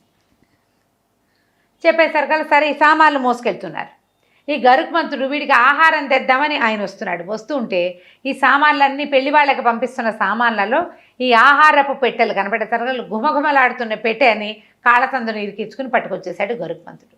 తెచ్చి ఈ కుష్టి వ్యాధిగ్రస్తుడిని వింధ్య పర్వతాల్లో పెట్టాడుగా, తీసుకెళ్ళి అక్కడ పడేశాడు. ఒరే నీకు ఆహారం తినరా నాయన అని. ఆయన ఏం చేశాడు, కుష్టి వ్యాధిగ్రస్తుడు పెట్టి తెరిచాడు. తెరిస్తే అటు ఇటు లడ్డూలు అవి ఇవి పెట్టినాయి, వాటి మధ్యలో చక్క కూర్చునుంది, ఇట్లా గడకించి పెట్టుకుంది. ఇది లేచింది, ఈయన చూడగానే దండ వాళ్ళ అమ్మ ఇచ్చి పంపించింది, దండెత్తి ఆయన వాళ్ళు వేసి, ఇదేమిటమ్మా నాకు దండేసి ఉంటే నాకు తెలీదు, మా అమ్మ ఎవరు పెట్టి తీస్తారో వాడే నా మొగుడంది, నువ్వే నా మొగుడివి, నువ్వే నాకు దేవుడిచ్చిన భర్తవని. ఈయన కుష్టి వ్యాధి ఎక్కడో వింధ్య పర్వతాల్లో ఉన్నాడు, దీన్ని దిక్కు దివాణం లేదా పిల్లకి, ఆ ఉన్న ఆహార పదార్థాలు తింటూ వాళ్ళిద్దరు అక్కడే ఉన్నారు కలిసి. ఎక్కడ హిమాలయాలు, ఎక్కడ వింధ్య పర్వతాలు. పెళ్ళైపోయింది, వివాహం అయిపోయింది, గాంధర్వ వివాహం, భార్య ఇద్దరు మగ ఆడ ఒక చోట ఉండి మళ్ళీ దండేస్తే పెళ్ళైపోయినట్టే. పాతవరం ఇప్పట్లాగా ఖర్చులు లేవు జయ, హ్యాపీగా గారు అక్క దండేసి పారేస్తే పెళ్ళి అయిపోతుంది హ్యాపీగా. సరే వాళ్ళు అక్కడ ఉండిపోయారు. తీరా చూస్తే రాజకుమార్తె కనపడలేదు. ఆ పెళ్లి కొడుకు ఈ పెళ్లి కొడుకు పొట్టాడుకున్నారు, అమ్మా నాన్న పొట్టాడుకున్నారు, పిల్ల ఏమైపోయిందో తెలియదు.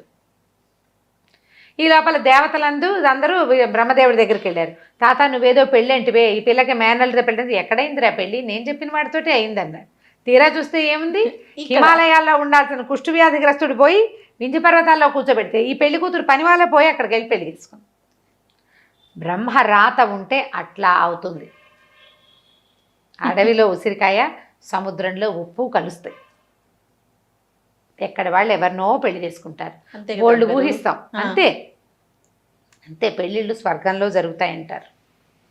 ఒకవేళ మంచి పిల్లని దుర్మార్గుడైన వాడికి ఎందుకు పెళ్ళి అవుతుందండి, వాడు వెధవ, వాడికి ఇచ్చి ఎలా పెళ్లి చేస్తారు, అవుతాయి పెళ్ళిళ్ళు. దుర్మార్గుడైన వాడే దాని మొహాన రాసుంటే నువ్వు నేను తప్పించలేమే. నువ్వు చూడు జయ, మనం ఇలాంటి మాటలు అంటే జనాలు కష్టంతో వస్తుంది, కానీ నాకు కూడా కష్టమే, ఈ మాట మాట్లాడడం నాకు ఇష్టం లేదు, కానీ ఒకటి చెప్పాలనే అనిపిస్తుంది. ఈ భర్తతో అస్సలు పడక ఎంతో హింసపడి డివోర్స్ తీసుకుంటారు చాలామంది. పెళ్ళంతో కూడా ఇది పనికిరాదని దాన్ని వదిలించుకుంటారు, చంపేసే వాళ్ళు కూడా ఉన్నారు. మళ్ళీ పెళ్లి చేసుకుంటారా? ఈసారి స్వర్గతుల్యంగా ఉన్న జీవితాల వాళ్ళు కనపడతారా జయ? మనకి చాలా తక్కువ కనిపిస్తారు అమ్మగారు. వీళ్ళ ప్రయత్నం లేకుండానే పెళ్ళిళ్ళు ఫెయిల్ అయిపోతాయి పాపం. వీళ్ళు ఏం చేయకుండానే ఇంకా ఏం చేయలేరు. వాళ్ళైతే పర్వాలేదు, కానీ వీడు నాకు కుదరడు, ఇలా ఉంటే నాకు కుదరదు అంటే ఇంతకంటే అధ్వానమైన పెళ్లి సంబంధాలు వస్తాయి తర్వాత. అవును, చెప్పలేకపోతాం. వాళ్ళ మొహానే రెండో పెళ్ళి ఉందనుకో, ఇక మనం చేయగలిగేది అంతే కదా. అది కూడా వాళ్ళ మొహాన రాసున్నదే కదా. అనుభవించాలని ఉంటే మొదటి మొగుడైనా రెండో మొగుడైనా 36వ మొగుడైనా చేసేదేం లేదు. అంతే, అలాగే గోలే తప్పదు. ఇంకా సరే, ఇది చెప్పింది చెలికత్తె, ఈ కథ విను, ఇట్లా జరిగింది కాబట్టి నీ పెళ్ళి తప్పకుండా నువ్వు అనుకున్న వాడితోటే అవుతుంది. ఈ అమ్మాయికి ఆ పద్మరాగమణి కరిగిపోయిందే ఉంది మనసులో. ఇంతలో దేవతలంతా చేరారు ఈ సభామండపం పైన. తాత, ఇతనికి ఎవరితో వివాహం ఉందంటే వీళ్ళెవరు కాదు, చెయ్యి కాలు లేనిటువంటి ఒక వికలాంగుడితో ఈ పిల్ల పెళ్ళి అవ్వబోతోందని చెప్పాడు ఆయన. ఈ రాజుల్లో ఎవరో ఒకడు ఆమెను పెళ్లి చేసుకోలేడు. ఈ పిల్ల ఏం చేస్తుందో ఇదంతా కలయిదురుతోంది, స్వయంవర మండపం అంతా వెతుక్కుంటోంది. ఎక్కడున్నాడా మన వీణ వాయించే అయినా అని. ఎక్కడ లేరు. వెతుకుతుంటే దేవతలు అడుగుతున్నారు, ఈ పిల్ల తిరుగుతోంది, ఎవరిని వరిస్తుంది అని. వీళ్ళెవరిని వరించదు, వికలాంగుడిని వరిస్తుంది. ఈ పిల్ల జాతకం వాడితోటి ముడిపడి ఉందని చెప్పాడు. ఈ అమ్మాయి ఏం చేస్తుంటే ఇంకా భగవత్ ప్రార్థన చేసుకుంది. నేను గనక సర్వసద్గుణ సంపన్ననైతే మనసా వాచా కర్మణ నేను ఎవరిని వరించానో అతడికే ఈ దండ అతని మెడలోనే పడాలి, లేదా భగవత్ సంకల్పం వేరేగా ఉంటే ఈ దండ ఎవరి మెడలో పడుతుందో నేను అతన్ని వివాహం చేసుకుంటానని దండ గాల్లోకి ఎగరేస్తే ఈ సభా మండపంలో ఒక పక్కన ఈ ప్రత్యేక అతిథులు కాకుండా చూడ్డానికి వచ్చి కూర్చున్నటువంటి గుంపులో కూర్చున్న ఈ ఎడమ కాలు ఎడమ చేయి లేని పురూరవ చక్రవర్తి మెడలో పడింది వెళ్ళాదండ. ఆ అమ్మాయి సంకల్పం అదే. భగవంతుడు సహాయం చేశాడు, విధాత తలపు, దాన్ని తప్పించగలిగేవాడు లేడు. ఆయన ఏం చేస్తే అది ఆయన రాసేశాడు రాత, దీనికి కాళ్ళు చేయి లేనివాడితో పెళ్ళి అని. పోయాను వద్ద మెడలో పడింది. ప్రజలంతా హాహాకారాలు చేశారు, కొంతమంది కరతాళ ధ్వనులు చేశారు, అయ్యో అయ్యో అన్నారు. తీరా చూస్తే పెళ్లి కుమారుడు ఎవరయ్యాడు? దొంగతన నేరం మీద కాలు చెయ్యి కొట్టబడిన వాడు. రాజుగారు నిర్ఘాంతపోయాడు, ఏం చేయాలో తెలియలా. ఈ అమ్మాయి వెళ్ళి ఆయనకి దండం పెట్టింది, నేను నీ భార్యనని చెప్పింది. ఆయన ఎందుకమ్మా దాన్ని వద్దన్నాడు. ఆవిడ ఒప్పుకోలే. అమ్మాయి, నేను నిన్ను వరించాను, నీ సంగీతం వినే నేను వరించాను, నేను వచ్చి చూసి ఆవిడ చూసింది, వెళ్ళి ఆయనతో పరిచయం చేసుకోలేదు కానీ వెళ్ళి చూసింది. ఆయనని తెలిసినా ఆయన రూపమానికి వివసరాలు అయిపోయింది ఆవిడ. చెయ్యి కాలు చెయ్యి లేవు, లేకపోతే ఏమైంది? అలా ప్రేమలు అలా ఉంటాయి కదా. ఎవరి మనసు ఎక్కడ రంజింపబడుతుందో మనకు తెలియదు కదా. ఆమె భగవంతుడు ఆమెకి తనతో కూర్చాడు అంతే. ఇంకా వాళ్ళు ఏం చెప్పినా నమ్మేస్తారు జయ. ఇప్పుడు దుర్మార్గులైన వాళ్ళని నమ్మరు ఆడపిల్లలు, అంతే కదా. అంతే, వాళ్ళ మొహాన అది రాసి ఉంటుంది, అంతే నమ్మేస్తారు. అట్లా ప్రేమించేసింది ఆవిడ. ఇక ఆయన ఏమడిగినా సరే ఒప్పుకోలే, ఏం చెప్పినా కూడా. నేను నీ భార్యని, భగవంతుడు కూర్చుని పెళ్లి సంబంధం కాబట్టి నేను తప్పననేసి. రాజుగారు చాలా సిగ్గుపడ్డాడు, మొహమాట పడ్డాడు. తను నేరారోపణ చేసిన ఆయన వాడిని పెళ్లి చేసుకోవటం ఏమిటి, పైగా ఈ కాళ్ళు చేతులు లేని వాడితో పెళ్ళి ఏమిటి, చాలా బాధపడ్డాడు. కూతుర్ని వెళ్ళిపోమన్నాడు ఇక్కడి నుంచి. ఆ అమ్మాయి పెళ్లి నుంచి పక్కకి రానంటోంది. పైగా ఇంత నలుగురు మధ్య జరిగాక ఇంకేం చేస్తారు, రాచరికపు పద్ధతులు కొన్ని ఉంటాయి కదా. దాంతో నగరాల నుంచి వెళ్ళిపోవాలనుకుంది. వెళ్ళిపోవాలంటే ఈయనేమన్నాడు, మనం ఇంకా 3 సంవత్సరాలు మనకు సమయం, 3 సంవత్సరాలు లేదు, కొంత సమయం ఉంది, అప్పటికి ఇంకా కొంత గడిచింది. మనం ఇతని దగ్గర పరదేశి కావాలి, బిల్డింగ్లో ఉండొచ్చు, అతని భవనంలో, ఏమీ అభ్యంతరం లేదని అన్నాడు. అంటే ఆవిడ ఒప్పుకోలే. కాదు, నా తండ్రికి తలవంపులు అన్నాడు, మన అన్నాడు, మా నాన్న నాకు తలవంపులు అన్నాడు, ఆయనకు తలవంపులు తెచ్చే పని నేను కూతురుగా చేయకూడదు, నేను వివాహితని, నా భర్త ఎక్కడుంటే నేను అక్కడ ఉండాలి, ఈ పరదేశి కావాలి, మా నగరంలో ఉండేవాడు, మా నాన్న యొక్క ఆశ్రితుడు అతను, కాబట్టి మనం ఇక్కడ ఉండకూడదు, అడవిలోకి వెళ్ళిపోదాం, మనం యొక్క ఒంటరిగానే ఉందాం, నువ్వు ఎక్కడుంటే నేను అక్కడ ఉంటాను, నువ్వు ఎక్కడుంటే అదే నాకు తోట కోట మేడ, అదే వీణా సంగీతం అనేసింది. అనేసరికల్లా ఈయన ఏం చేశాడు, కావాలి చాలా బతిమలాడాడు. ఆవిడ ఉండటానికి ఇష్టపడలా, వెళ్ళిపోవాల్సిందేనంటే ఓ బంగారు పల్లెకులో వీళ్ళని ఎక్కించి తీసుకెళ్ళి అడవిలో వదిలిపెట్టాడు. ఓహో, ఆహారం వేళ అయ్యేసరికల్లా సరస్వతీదేవి ఆహార పాత్ర పుచ్చుకొచ్చేసింది. వచ్చేసరికల్లా వీళ్ళిద్దరిని ఆశీర్వదించింది, వివాహం చేసుకుని ఈ అమ్మాయిని ఆశీర్వదించి, నాయన ఇప్పటిదాకా నువ్వు పరదేశ్ కావెల దగ్గర ఉన్నావు, ఈ నట్టడవిలో ఈ పెళ్లి కుమార్తెతోటి రాజకుమార్తెతోటి ఎట్లా ఉంటామని ఒక మహత్తరమైన హర్మ్యాన్ని నిర్మించి ఇచ్చింది. ఈ హర్మేన్లో ఉండు, నీ సమయం ఆసన్నం అయ్యేదాకా ఇందులోనే ఉండు, ఇక్కడే ఉండు, నువ్వు ఇక్కడే ఉండమని అతన్ని భార్యని ఆ బిల్డింగ్లో ఉండడానికి చెప్పి తెచ్చి ఆహారాన్ని ఇచ్చేసి ఎప్పుడు వచ్చేది ఆవిడ. ఈయనకి పూర్తిగా శనీశ్వరుడి నుంచి విముక్తి లభించేదాకా సరస్వతీదేవి ఆహారం ఇచ్చింది అతనికి. అద్భుతం కదండి. ఆయన యొక్క మరి ధర్మశీలత వల్లే అట్లా జరిగింది. ఆవిడే వచ్చేది ఈ బిల్డింగ్ని ఏర్పరిచింది. భార్యాభర్త కులాసాగా అందులో ఉండటం మొదలుపెట్టారు. అయితే ఎప్పుడైతే సరస్వతీదేవి బంగారు భవనం నిర్మించి ఇచ్చిందో ఆ తర్వాత శనీశ్వరుడు వచ్చాడట ఇక్కడికి. వచ్చి, అయ్యా నువ్వు యవనావస్థలో పట్టుకోమన్నావు, నిన్ను ఎన్ని రకాలుగా ఇబ్బంది పెట్టినా కూడా నువ్వు వదిలిపెట్టలేదు, అంటే ధర్మాన్ని విడనాడలేదు, సత్యాన్ని విడనాడలా, నన్ను దూషించలా, ఈ శని ఎప్పుడు పీడ విరగడవుతుందో అని అనలేదు, నువ్వు ప్రశాంతంగా ఉంటావు, ఇక అయిపోయింది నీ దశ, పూర్తిగా వదిలేశాను, మొత్తం అంతా అయిపోయాక నీ కాలు చెయ్యి సజావుగా వచ్చేస్తాయి, మామూలుగానే వస్తాయి, నీ కుమారులు తర్వాత నీ భార్య కూడా నేను త్వరలోనే కలుసుకుంటారు అని చెప్పి ఒప్పుకున్నారు, చెప్పేశాడనమాట. అయితే అప్పుడట ఇద్దరు గంధర్వులు విధి గొప్పదా మనసు గొప్పదా అనే విషయం మీద వాదించుకుంటున్నారు. దీనికి సరైన సమాధానం ఎవరు చెప్పగలరు అని వెతుకుతూ ఈ పురూరవ చక్రవర్తి చెప్పగలడని ఇక్కడికి వచ్చారు. వస్తే వాళ్ళు అడిగితే విధి గొప్పదా మనసు గొప్పదా? మనసుతో 100 ఊహలు చేస్తాం మనం, ఎంత చేసినా విధి విధానాన్ని అనుసరించే మన జీవితం నడుస్తుంది, కానీ మనసుతోటి అనుసరించి నడవదు. అవును, మనసుకి ఊహే ఉంది, విధించే లక్షణం అంటే శక్తి మనసుకి లేదు కదా. అప్పుడు ఈయన ఏం చెప్పాడంటే, ప్రపంచంలో ఎవ్వరు విధి విధానాన్ని నుంచి తప్పించుకోలేదు. ఎవరు తప్పించుకుంటారు? ఇప్పుడు సూర్యుడి కుమారుడైన యముడు, సూర్యుడు మహా తేజస్వంతుడైతే యముడు నల్లటివాడు ఎందుకయ్యాడు? విధి. ఆయనకి దున్నపోత ఎందుకుంది వాహనంగా? ఇది మనం చెప్పలేకపోతాం కదా. ఎవరికి ఏది జరగాలని ఉంటుందో అది ఆ రకంగా జరుగుతుంది. పురూరవ చక్రవర్తికి కాలు చెయ్యి పోవటం ఏమిటి? ఎందుకు పోయింది? విధి విధానాన్ని అనుసరించి జరుగుతాయి, విధిని మించింది లేదు. మరి మార్కండేయుడు ఈయనేమన్నాడు? అదేంటండి, మార్కండేయుడు ఉన్నాడు, ఆయనకి విధి ఏమిటి? 16 సంవత్సరాలకి మరణం, కానీ ఆయన ఏం చేశాడు? తన మనసుతోటి భగవత్ ప్రార్థన చేసి మరణాన్ని తప్పించుకున్నాడు కదా. అంటే కాదంటాడు నేను పురూరవుడు. అది కాదు, మార్కండేయుడికి బతకగలిగే విధి ఉన్నది కాబట్టే అతనికి భగవంతుడి మీదకి మనసు వెళ్ళింది. ఎంత ప్రయత్నించినా మనం విధికి ఎదురొడ్డలేము. విధికి ఎదురొడ్డి చేయాలి అంటే ప్రచండమైన దైవబలం కావాలి. అది మనసుకి కాదు, దైవబలం ఉన్నవాడికే మనసుకి బలం వస్తుంది.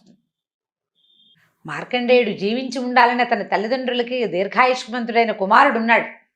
మార్కండేయుడి యొక్క జీవుడికే దీర్ఘాయుష్మంతుడిగా ఉండే లక్షణం ఉంది. ఇట్లాంటి ఒక మారకం ఉన్నప్పటికీ ఆయన పరమేశ్వరుని ఆశ్రయించి దాన్ని తప్పించుకున్నాడు. చెప్తే వాళ్ళు చాలా సంతోషించారు. చాలా బ్రహ్మాండంగా చెప్పావని ఎంతో ప్రైజ్ చేశారు. ఆ సమయంలోనే శనేశ్వరుడు వచ్చి ఈయనకి కాళ్ళు చేతులు ఇచ్చేశాడు. బ్రహ్మ విష్ణు మహేశ్వరులు ముగ్గురు ప్రత్యక్షమయ్యారట. ఈయనకి అన్ని శుభ లక్షణాలని ఇచ్చారు.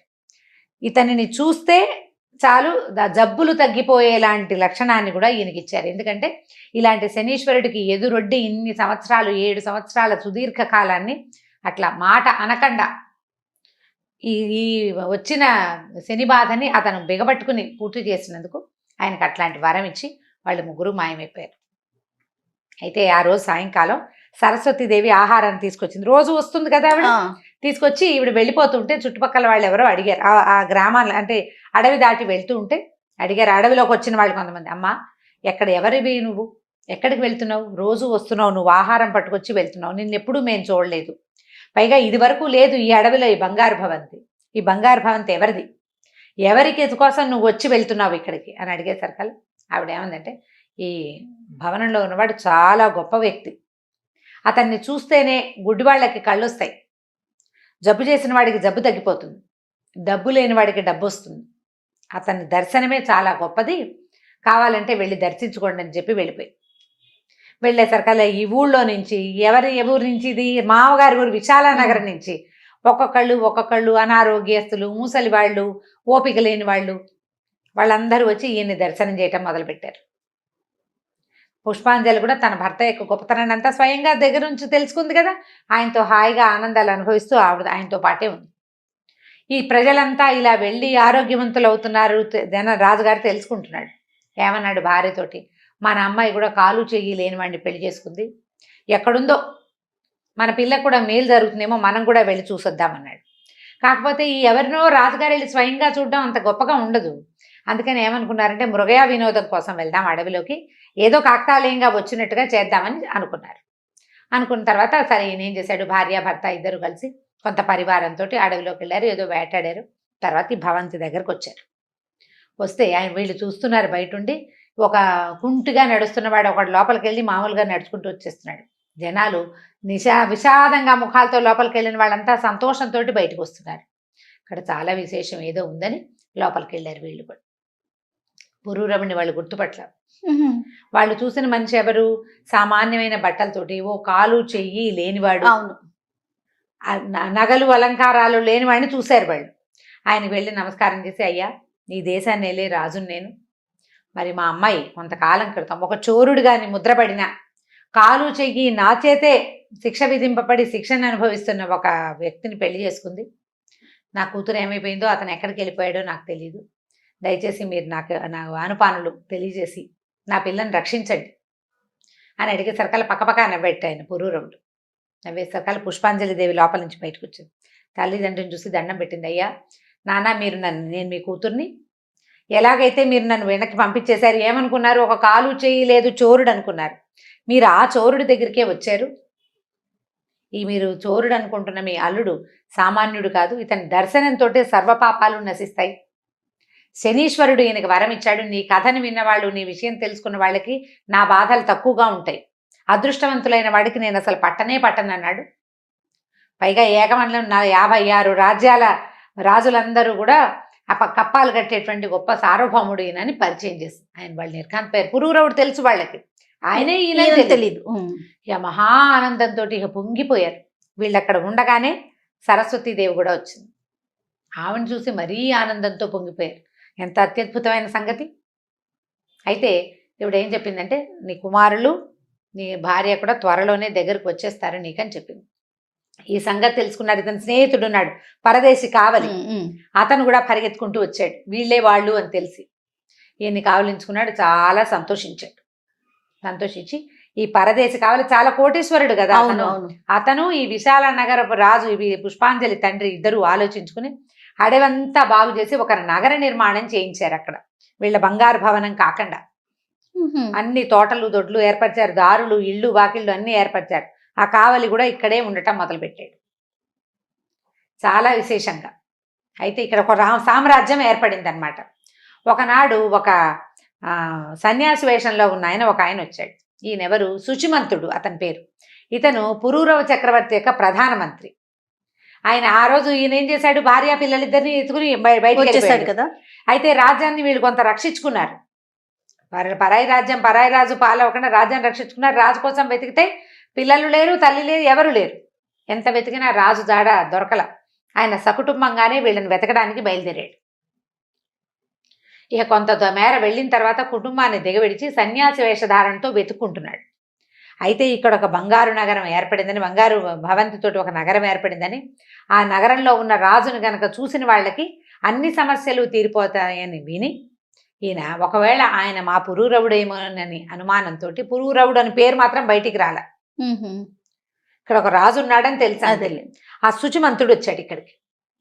వచ్చి ఆయన ఎదురుపడేసరికల్లా ఒకళ్ళనొకళ్ళు గుర్తుపెట్టారు, కావలించుకున్నాడు. శుచిమంతా, ఏమిటి సన్యాసి అయిపోయావా, నువ్వు సన్యాసం తీసుకున్నావా అంటే, కాదు ప్రభు, ఇది మారువేషమే, మీకోసం వెతుక్కున్నాం. ఆ రోజు రాత్రి మీరు మహారాణి వారు శ్రీయుతులు కుమారులు ఎవరూ కనపడలేదు, ఎన్ని విధాలు వెతికినా దొరకలేదు, మీకోసం వెతుకుతూ ఆ రాజ్యంలో ఉండలేక వెతుకుతూ వచ్చానని ఇక్కడికి వచ్చానని చెప్పాడు. శుచిమంతుడిని తనతోటే ఉంచుకున్నాడు. అతని కుటుంబాన్ని రప్పించారు. ఇంతలో ఏమైంది, ఒక గొల్లెత్తి దగ్గర పెరుగుతున్నారు రాజకుమారులు ఇద్దరు. వాళ్ళకి చక్కగా అన్ని అస్త్రవిద్యలన్నీ పట్టుబడ్డాయి. అయితే వాళ్ళకి ఉపగ మహర్షి చెప్పాడు ఈ పురూరవుడి కథ చెప్పి, ఆ పురూరవుడే మీ తండ్రి అని ఉపదేశించాడు వాళ్ళకి. అయితే వీళ్ళు పురూరవుడు ఎక్కడున్నాడో ఎవరికి తెలియదు. ఆయన శని బాధల్లో ఉన్నాడు. ఎక్కడున్నాడు? ఈ పిల్లలిద్దరు తల్లికి ఏమన్నారా, పెంపుడు తల్లికి, అమ్మ ఇంత విద్య నేర్చుకున్నాం, ఎక్కడైనా ఎవరి దగ్గరైనా పని చేస్తే కదా మా విద్యకి రాణింపు, గుర్తింపు ఎట్లా వస్తుంది, మన ఊళ్ళోనే మనం ఉంటే గుర్తింపు రాదు, బయటికి వెళ్ళాలి, ఎక్స్ప్లోర్ చేస్తే కదా. అందుకని ఆమెను ఒప్పిస్తే ఆవిడ ఏం చేసింది, సరే బాగా బతిమలాడింది, వద్దునైనా వెళ్ళిపోద్దు అంటే, ఎప్పటికీ నువ్వు మా పెంపుడు తల్లివే, మేము ఎక్కడికి వెళ్ళినా మళ్ళీ నీ దగ్గరికే వస్తాం, లేదా నిన్ను మా దగ్గరికి రప్పించుకుంటామని ఒప్పించారు. ఒప్పిస్తే సరే అందరూ రాజులను చూసుకుంటూ ఏ రాజు దగ్గరైనా పనికి కుదరాలని పెట్టుకున్నారు. అన్ని రాజ్యాలు చూస్తూ ఇక్కడ ఒక కొత్త రాజ్యం ఏర్పడిందని, ఈయన మహానుభావుడైన రాజు అని తెలుసుకున్నారు. ఇక్కడికి వచ్చారు. ఈ పిల్లల్ని చూసేసరికి ఈయనకి జ్ఞాపకం వచ్చింది, గుర్తుపెట్టాడు. ఆయన కానున్నది కావాలి, ఎప్పటికవుతుందో ప్రపంచం అంతా తెలుసుకోవాలి కదా. సరే ఏమన్నాడు, ఈ కుమారులిద్దరిని ఏమిటి అని కనుక్కున్నాడు. మేము శస్త్ర విద్యలన్నీ అభ్యసించాం, మనిషికి ఒక్కొక్క 2000 మాడల చొప్పున జీతంగా ఇవ్వండి, మీ దగ్గర పనిచేస్తా ఉన్నారు. సరే వీర బాలకుమారుల్లాగా ఉన్నారు. ఓ 13-14 సంవత్సరాల వయసు ఉంటుంది, అంతకంటే లేదు కదా. 13 ఏళ్ళు కూడా లేవు, 12-13 ఏళ్ళు ఉన్నాయి అంతే. సరే ఉంచుకున్నాడు తన దగ్గర. ఈ పిల్లలిద్దరూ ఇక్కడ ఉద్యోగం చేయటం మొదలుపెట్టారు. ఏ పని చెప్తే ఆ పని చేస్తారంటే రాజోద్యోగులుగా ఉంటే కాపలాలు, ఎవరినైనా రక్షించటము, అలాంటి వ్యవహారాల్లో ఉన్నారు. ఇంతలో ఏమైందంటే ఇక్కడికి ఈ కుమారులిద్దరూ ఇక్కడ ఉండగానే తల్లి ఆచూకీ ఎలా తెలిసిందో మనం వచ్చే భాగంలో తెలుసుకుందాం. అబ్బాయిలిద్దరూ తండ్రి దగ్గరకు వచ్చారు. ఇంకా తల్లి రావాలి. తండ్రి కొడుకులు అన్న విషయం ఏం వివరంగా తెలియలే. తల్లి ఎక్కడో ఉంది. ఇద్దరు ఏంటంటే మేము నీ దగ్గర పనిచేస్తాము, మమ్మల్ని ఉంచుకో, మాకు ఇన్ని విద్యలు వచ్చంటే పిల్లల్ని గుర్తుపెట్టాడు. ఆయన తన కుమారులాగా ఉన్నారనుకున్నాడు. కాలం చెప్పాలి అవునా కాదా అనేది. ఎవరు చెప్తారు? మీరు మా అబ్బాయిలేనా అని అడిగితే పిల్లలకి తెలియదు కదా. ఆయనేమో తను ఒక నదికి ఓ పక్కన ఒకడిని, రెండో పక్కన ఇంకోటి కట్టేసి వెళ్ళిపోయాడు. సరే పిల్లలిద్దరిని చేర్చుకున్నాడు. చెరుకో 2000 వరహాలు జీతాలు ఇచ్చి అట్ట పెట్టుకున్నాడు. సరిగ్గా అదే సమయంలో నవకోట నారాయణ ఇక్కడికి తిరిగి వచ్చాడు. అతను ఏం చేస్తున్నాడు, సముద్ర తీరంలో జయప్రదాదేవి ఎందులో అయితే ఎంటర్ అయిందో ఆ పెట్టే ఆ మందసాన్ని కాపాడుకుంటూ అక్కడే ఉన్నాడు. కానీ ఆయనకి కాలక్రమాన ఒక వార్త ఏం తెలిసిందంటే, ఈ ప్రాంతంలో విశాల నగరానికి దగ్గరలో కొత్తగా ఒక నగరం వెలిసిందని, అందులో ఉన్న రాజుగారు చాలా గొప్పవాడని, ఆయన కంటి చూపు తగిలితేనే అనారోగ్యాలు అవి తగ్గిపోతాయని తెలుసుకుని, ఒకవేళ ఈ మందసం తెరుచుకుంటుందేమో, ఈ పెట్టె తెరుచుకుంటుందేమోనని ఆ పెట్టెని సముద్రాన్ని ఓడలో వేయించి తీసుకొచ్చాడు. ఓడలని సముద్రంలోనే ఉంచుతారు. సముద్రంలో ఉంచుకుని చిన్న పడవెక్కి వస్తారనమాట. చిన్న పడవెక్కి వచ్చాడు. వచ్చి ఈయనకి దండం పెట్టాడు. దండం పెట్టి, అయ్యా నేను ఒక వ్యాపారస్తుడిని, నా పేరు నవకోట నారాయణ, మరి ఒక దేవాలయం కట్టించడానికి ఒక ఏర్పాటు చేసుకున్నాను. అప్పటికి చాలామంది కూలీలు వచ్చి పనిచేశారు. వాళ్ళలో ఒక గణాంకుడు, ఒక లేఖకుడు ఉండేవాడు. ఆ లేఖకుడి భార్య చాలా అందగత్త. అయితే నేను ఆమె మీద మనసు పడ్డాను. ఆమె కోసమని నేను కొంచెం ప్రయత్నం చేసి డబ్బుల కోసం నా గదికి వచ్చేలాగా ఏర్పరిచాను. ఆమె నా గదిలో ప్రవేశించింది. ఆమె ప్రవేశించిందని తెలిసి నేను లోపలికి వెళ్ళాను, కానీ ఆవిడ కనపడలేదు. తర్వాత తెలిసింది ఆమె ఆ గదిలో ఉన్న ఒక పెద్ద పాత పురాతనమైన పెట్టెలోకి ప్రవేశించేసింది. ఏం చేసినా ఆ పెట్టె తెరవబడలేదు. చివరికి ఇక నన్ను వదిలిపెట్టేలాగా లేదని సముద్రంలో పారేద్దాం అనుకున్నాను ఆ పెట్టెని. అయితే పడిపోతుండగా ఆవిడ, నాయన నేను నన్ను సముద్రంలో పడేయద్దు, 7 సంవత్సరాలు నేను ఇందులోనే ఉంటాను, నా భర్త చేయి తగిలితేనే ఈ పెట్టె తెరవబడుతుంది. 7 ఏళ్ళు అంది. అన్నపానీయాలు లేవు, ఆ పెట్టె తెరవబడలేదు, తెరుచుకోలేదు. మేము తీలైపోయాము, దానంతరది తెరవబడలా. ఈ 7 సంవత్సరాలు దాటిపోయింది, ఆమె చెప్పిన సమయం అయిపోయింది. ఎవరు ఏ విధంగా పెట్టె తెరుచుకుంటుందో నాకు తెలియలేదు. ఆవిడ అన్నపానీయాలు లేవు, వస్త్రాలు లేవు, గాలి లేదు, అందులోనే ఉంది, ఎప్పుడైనా మాట్లాడుతుంది. మరి ఆ పెట్టెని మీ సముఖానికి తీసుకొచ్చాననగా ఈయనకి వెంటనే తన భార్య అని తెలిసింది. ఆయన ఏమనుకున్నాడంటే, ఎంత లోకోత్తరమైన చరిత్ర కలిగింది తన భార్య, అయితే అది ప్రపంచానికి తెలియాలి. అందుకని ఏం చేశాడంటే, సైనికులు పిలిచి, ఈ నవకోట నారాయణ సముద్రంలో ఒక ఓడుంది, అందులో ఒక పెట్టుంది, ఆ పెట్టెని తెరవండి అన్నాడు. వీళ్ళంతా పోయారు, సుత్తి శానాలన్నీ పుచ్చుకుని కొట్టారు, పీకారు, లాగారు. ఏం చేసినా ఆ పెట్టె తెరవబడలేదు. సరే పెట్టెని సముద్ర తీరానికి తెద్దామనుకున్నారు. ముందు ఒక ఏనుగుని తీసుకెళ్ళారు. ఆ పెట్టె మోసు రావాలి కదా. ఆ ఏనుగు ఎంత లాగినా పెట్టె కదలలేదు. ఇక 10 ఏనుగుల్ని పట్టుకెళ్ళారు. ఏం చేసినా ఆ పెట్టె మాత్రం లాగలేకపోయారు. ఏనుగులు కింద పడిపోతున్నాయి సముద్రంలో. ముందు గట్టిగా లాగి బొక్కమరల పడిపోతున్నాయి, నీళ్ళల్లో పడిపోతున్నాయి, లాగలేకపోతున్నాయి. దాంతో వాళ్ళందరూ, అందులో ఏ బ్రహ్మరాక్షసుందో తెలియదండి, అసలు ఆ పెట్టె తెరవబడదు, కదలబడదు. అయ్యేసరికల్ ఈయన ఏమన్నాడు, సరే రేపు ఉదయం వెళ్ళి చూద్దాం, అక్కడికి వెళ్ళి చూద్దాం మనం అని చెప్పి, కుమారులు 2 ఉన్నారు, ఈ పిల్లలిద్దరు ఇక్కడ ఉద్యోగాలకు చేరారు కదా, వీళ్ళిద్దరికి ఏం చెప్పాడంటే, సముద్రంలో పడవలో ఒక పెట్టె ఉంది, ఆ పెట్టెని రక్షించండి అని చెప్పి పంపించాడు. ఈ పిల్లలిద్దరూ చిన్న పడవ వేసుకుని ఆ పెద్ద షిప్లోకి వెళ్ళారు. వెళ్ళి ఆ పెట్టె పక్కన కూర్చున్నారు. కూర్చున్నప్పుడు ఏమన్నాడు, చిన్నపిల్లాడు పెద్దవాడిని అడుగుతున్నాడు, అన్నయ్య అన్నయ్య ఏం తోచట్లేదు, ఒక కథ చెప్పరా. సముద్రపు గాలికి విసుగ్గా ఉంటుంది, సముద్రం లోపల కనుక సముద్రపు గాలికి వామిటింగ్ సెన్సేషను, విసగడ వస్తాయి, సీ సిక్నెస్. అవును. ఏదైనా మాట్లాడితే బాగుంటుంది, ఏదైనా కథ చెప్పరా అన్నయ్య అని అడిగాడు. ఏం కథలు చెప్పుకుంటానరా, మన కథే చెప్పుకోవాలి.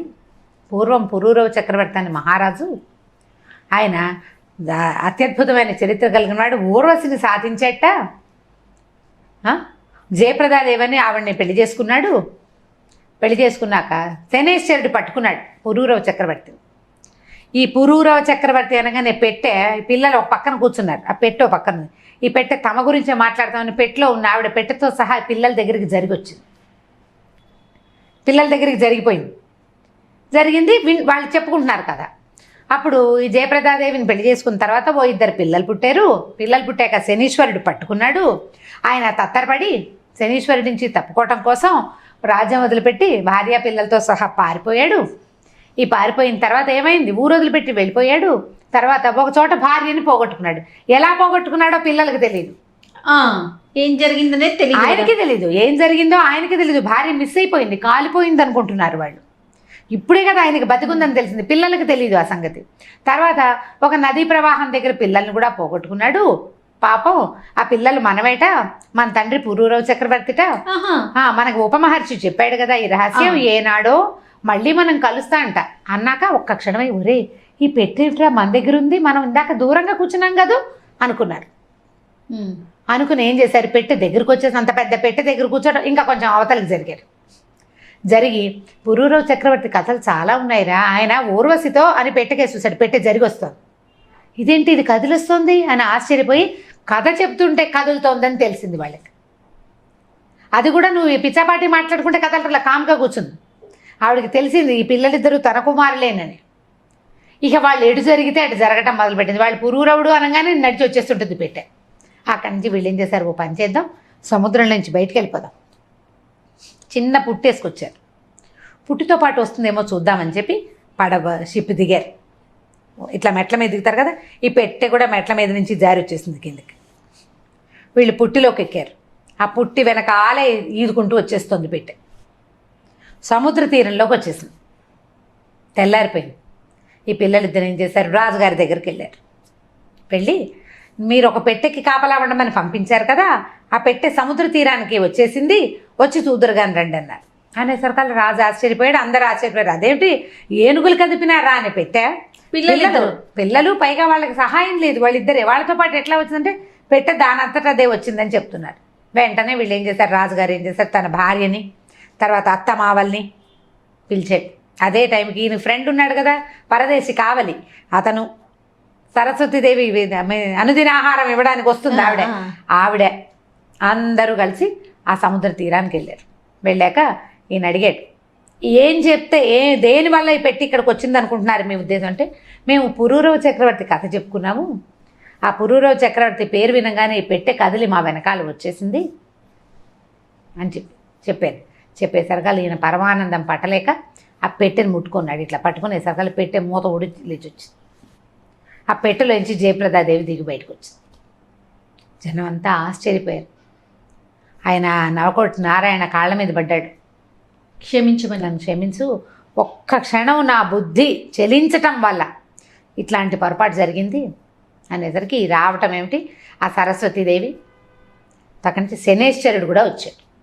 వచ్చి ఈమె నీ భార్యే కాదు, ఈ కుమారులిద్దరూ నీ సంతానమే, వీళ్ళని ఒక పడుచు ఆవిడ గొల్లెత కాపాడింది, కొంత రాసవిద్యలు అవి నేర్పించింది, ఉపమహర్షి ఈమెకి ఉపదేశం చేశాడు, దానివల్ల అంటే నిన్ను చూశాడు, కాలు చేయలేకుండా నిన్ను చూసి వెళ్ళిన ఉపమహర్షి అక్కడికి వెళ్ళి పిల్లల్ని సరిచేశాడు, కాబట్టి నీ కథ సుఖాంతమైంది, నువ్వు ఇంతకాలం ఈ ధర్మపరాయణత్వాన్ని వదిలిపెట్టకపోవటం వల్లే ఇవాళకి నీ చరిత్ర ఇట్లా లోకోత్తరంగా అయిందని శనేశ్వరుడు సరస్వతీదేవి ఇద్దరు చెప్పారు.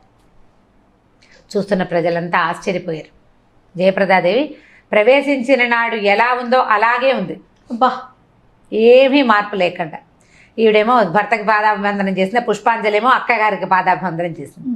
తర్వాత వెంటనే ఆయన తనకి శుచిముఖుడు ఉన్నాడు, ఈయన మంత్రి కూడా వచ్చేసాడు కదా, వీళ్ళంతా కలిసి తమ రాజ్యానికి వెళ్ళిపోయారు ఈ శనేశ్వరుని యొక్క ఆజ్ఞతోటి.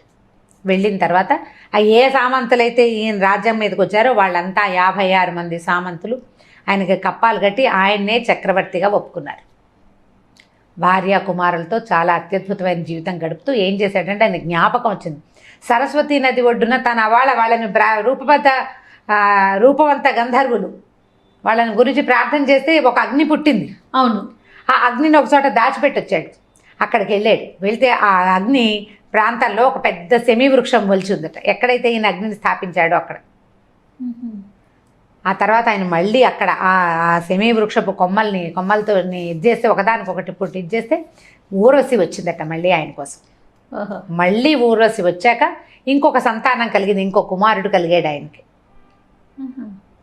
ఇంకో కుమారుడు కలిగాడు. తర్వాత ఈ భార్యలతోటి పుష్పాంజలి మరియు ఈవిడ ఉంది కదా జయప్రదాదేవితో హాయిగా సంతోషంగా గడిపి కొంతకాలం గడిపి ఊర్వశి వెళ్ళిపోయింది. పిల్లలకి రాజ్యాభిషేకం చేసేసాక తర్వాత వానప్రస్థాశ్రమం స్వీకరించి ఆ తర్వాత దేహత్యాగానంతరం ఆయన తన ప్రేయసి అయినటువంటి ఊర్వశి పరిష్వంగాన్ని మళ్ళీ పొందాడు. దేహత్యాగం తర్వాత ఆయన మరణించిన తర్వాత స్వర్గానికి కదా వెళ్తాడు.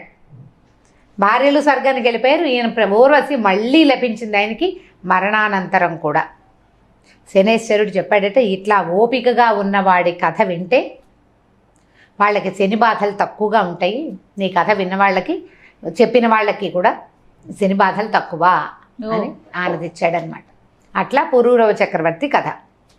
చాలా బాగుంది. మేమంతా విన్నాము మీ నోటి ద్వారా. సో ఆయన అనుగ్రహం మా అందరికీ ఉండాలి. తప్పకుండా ఉంటుంది. రైట్ రమణ గారు, నమస్తే. నమస్తే జయ.